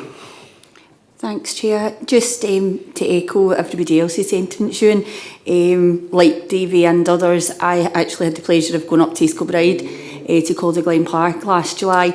Scorching hot day, absolutely fantastic. Met some of your team, and really interesting. Obviously, the reoffending rates being so low, like compared to other, like sort of prison sentences and things like that, is fantastic. And again, it's one of the things that you just don't think about, that it's 7 days a week and 4 evenings, which means that the people that have been ordered to do the community payback actually can still have a family life and hold down jobs and things like that. So you're taking them hopefully out of the cycle. And one of the other things that I really have to praise is one of the girls had said that you'd sort of started to offer them sort of like lunches and things like that when they were out on site. So if there was sort of a poverty issue with them and they weren't able to go and buy their lunch, then you were offering them something to eat while they were out on site, which was absolutely fantastic. And I did know that we could forward people to yourselves. So unfortunately, you've got a stack of things on your way for the summer season from my ward, but thanks very much for all that you do. Thanks, Chair.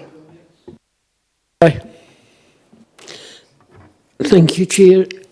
A lot of the echo the points that Councillor Toner has just said. I do also know how to refer.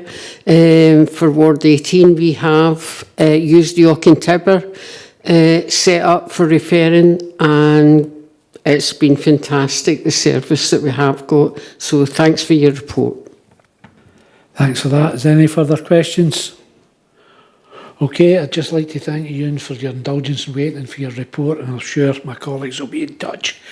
I realise we're getting near the time we need to have a break, but we've only one more item, so with your indulgence, we'll just take that item. Okay, and it's, where is it? Item 9, community grant applications. Elizabeth Ann? Yeah. Thank you, Chair. This is the item for decision. So in this report, we have 8 community grants as listed in paragraph 2.1 for members' consideration. So we're asking that those grants be approved. In addition, given this is the last meeting before the end of the financial year, we're requesting authorisation for the Chief Executive, in consultation with the Chair, to approve any further community grants we receive from today until the end of the financial year. And those additional grants will be brought to the next meeting of this committee for noting. Thank you, Chair. Any questions? We agree to accept the report? Oh, sorry. Clark. Thank you, Chair. There's also a considerable remainder in the balance of 12,500, and I think it would be a shame for this to go left unallocated, especially for a number of groups who have applied not getting the full amount they asked for, which I know is the normal process. So therefore, based on that, I'd like to propose an amendment that the groups listed get the full total eligible grant applied for, so 100% of that, because there's a considerable amount remaining, and the top up required for that, if my maths is correct, would be about 1,677-ish, so still a small amount of that 12,500. And I believe Councillor Johnson Dempsey has agreed to second that. Well, I've got to say I would need to disagree with you. The £12,000 is there. If there are groups that want to apply, as groups have done previously, they can apply and they will get access to the grants. We've had this before. I don't think we should rush away to be spending what money we've got there. Shall I bring in Councillor Johnson Sorry. Dempsey? Councillor Johnson Dempsey. Yes, thank you. With just a month to go until the end of the financial year, I'm happy to second Councillor Ross Clark's motion. Okay. Councillor McLaughlin. Councillor McLaughlin. Oh, Thanks, sorry, Chair. Councillor Devlin. No, Councillor McLaughlin. Thank you, Chair. Yeah, while I think it's a nice sentiment for Councillor Clark to raise that. However, there is a process and there's an element of fairness when grants are being allocated based on the criteria that's set. If we granted everybody what they'd asked for, there'd be no money left halfway through the year. So there's a reason why they're granted the amounts that they are granted. So it would be unfair, I think, to grant the full amount to applicants just now, whereas other applicants didn't receive the 100% grant they'd asked for. And secondly, as had been pointed out by Elizabeth Ann and noted by the Chair, that the Chief Executive, in consultation with the Chair, can deal with any future grants. So if we bottomed out the budget, we would have nothing left to deal with it. So in the interest of fairness, I understand where you're coming from, but in the interest of fairness of everybody that's made applications throughout the year, I don't think it's the right thing to do. And I think the recommendation has been moved and agreed. So if I'm afraid I can't support your amendment. Okay, I've got Councillor Devlin. Thanks, Chair. I'm actually just going to echo what David McLaughlin said, Alan. Just out of fairness, there still groups could come in. So, no, I agree with yourself and with Councillor McLaughlin. Okay, thanks for that.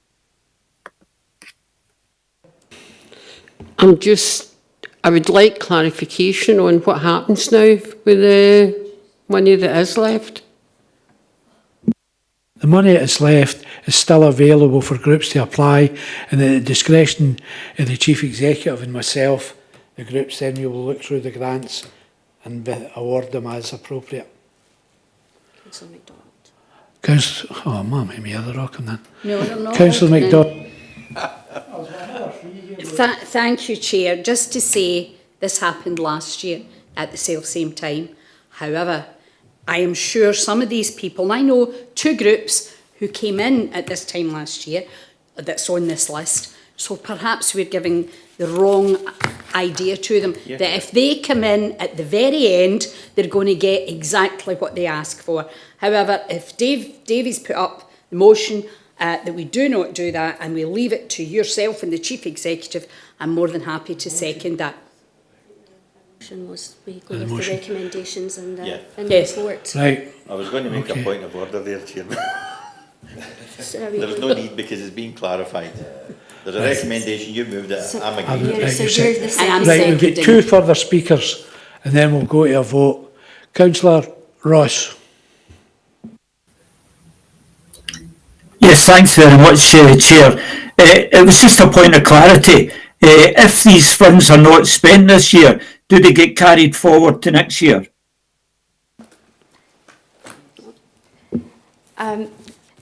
My understanding from previous years is that they do go back into reserves. However, I think as agreed at Council last week, I think the budget for community grants for 24-25 has been reduced, but the monies do go back into reserves as has happened in previous years, Councillor Ross. Yeah, thanks very much. When you say they're going back into reserves, are they in reserves for grants or is it into general reserves? I would need to find that information out for to get clarification for yourself. See, I'm not very happy if we can't use this money next year. Then I would agree with my fellow colleagues that we should try and use all of that money this year. And then if you can enlighten me on whether that's going to be available for grant use, then I would stick with my colleagues in asking for these funds to be used. There's only a month to go. There's still a considerable amount.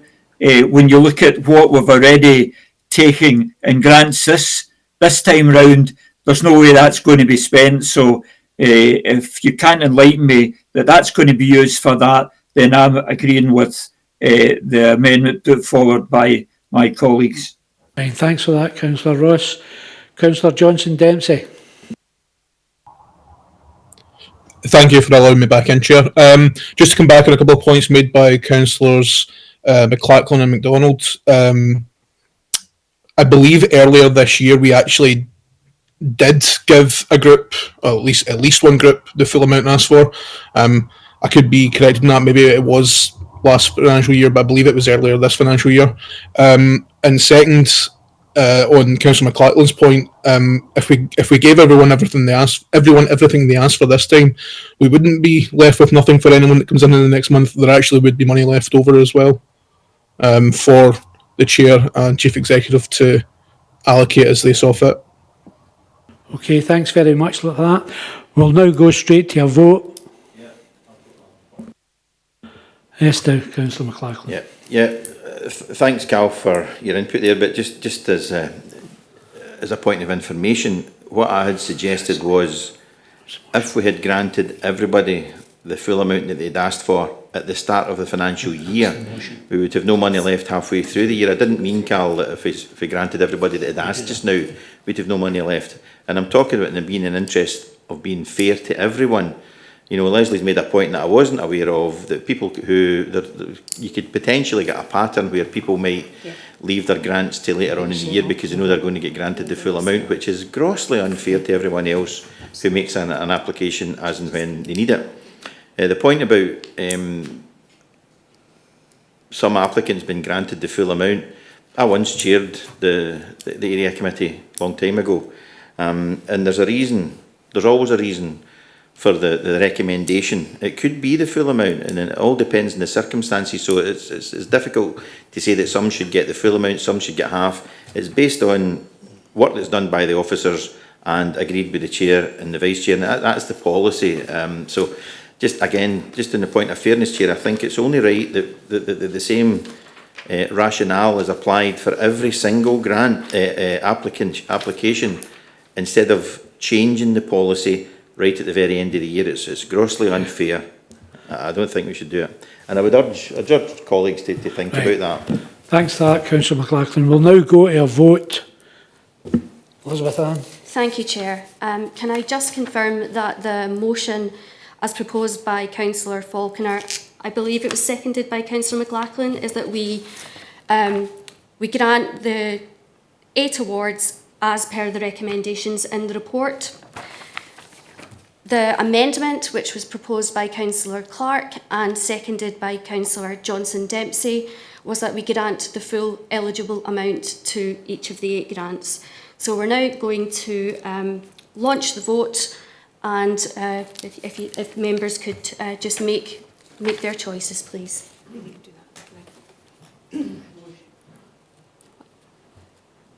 How do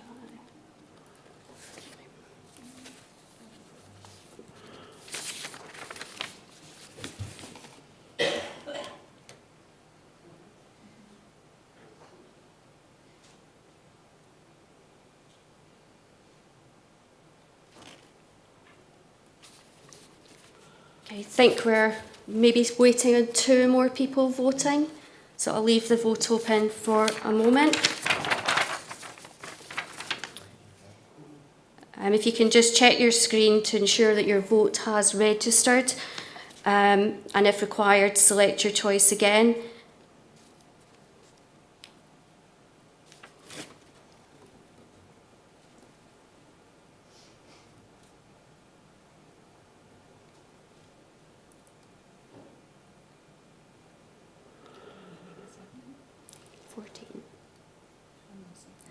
Still, we're not aware of any technical issues. I'll leave the vote open for just another moment. I believe we are still waiting on 1 person voting, but we haven't been made aware of any technical issues.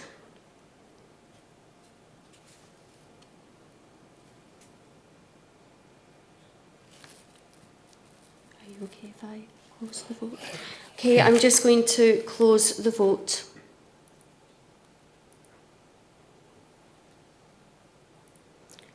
I can see that 5 members voted for the motion, 8 for the amendment. We had no abstentions. The amendment is therefore declared carried. Okay, the amendment is carried. I think that's all the business today. Thanks very much for your indulgence. It's a very long meeting. Thank you. Thank you, Chair. Cheers. Fucking 5, there's 4 here.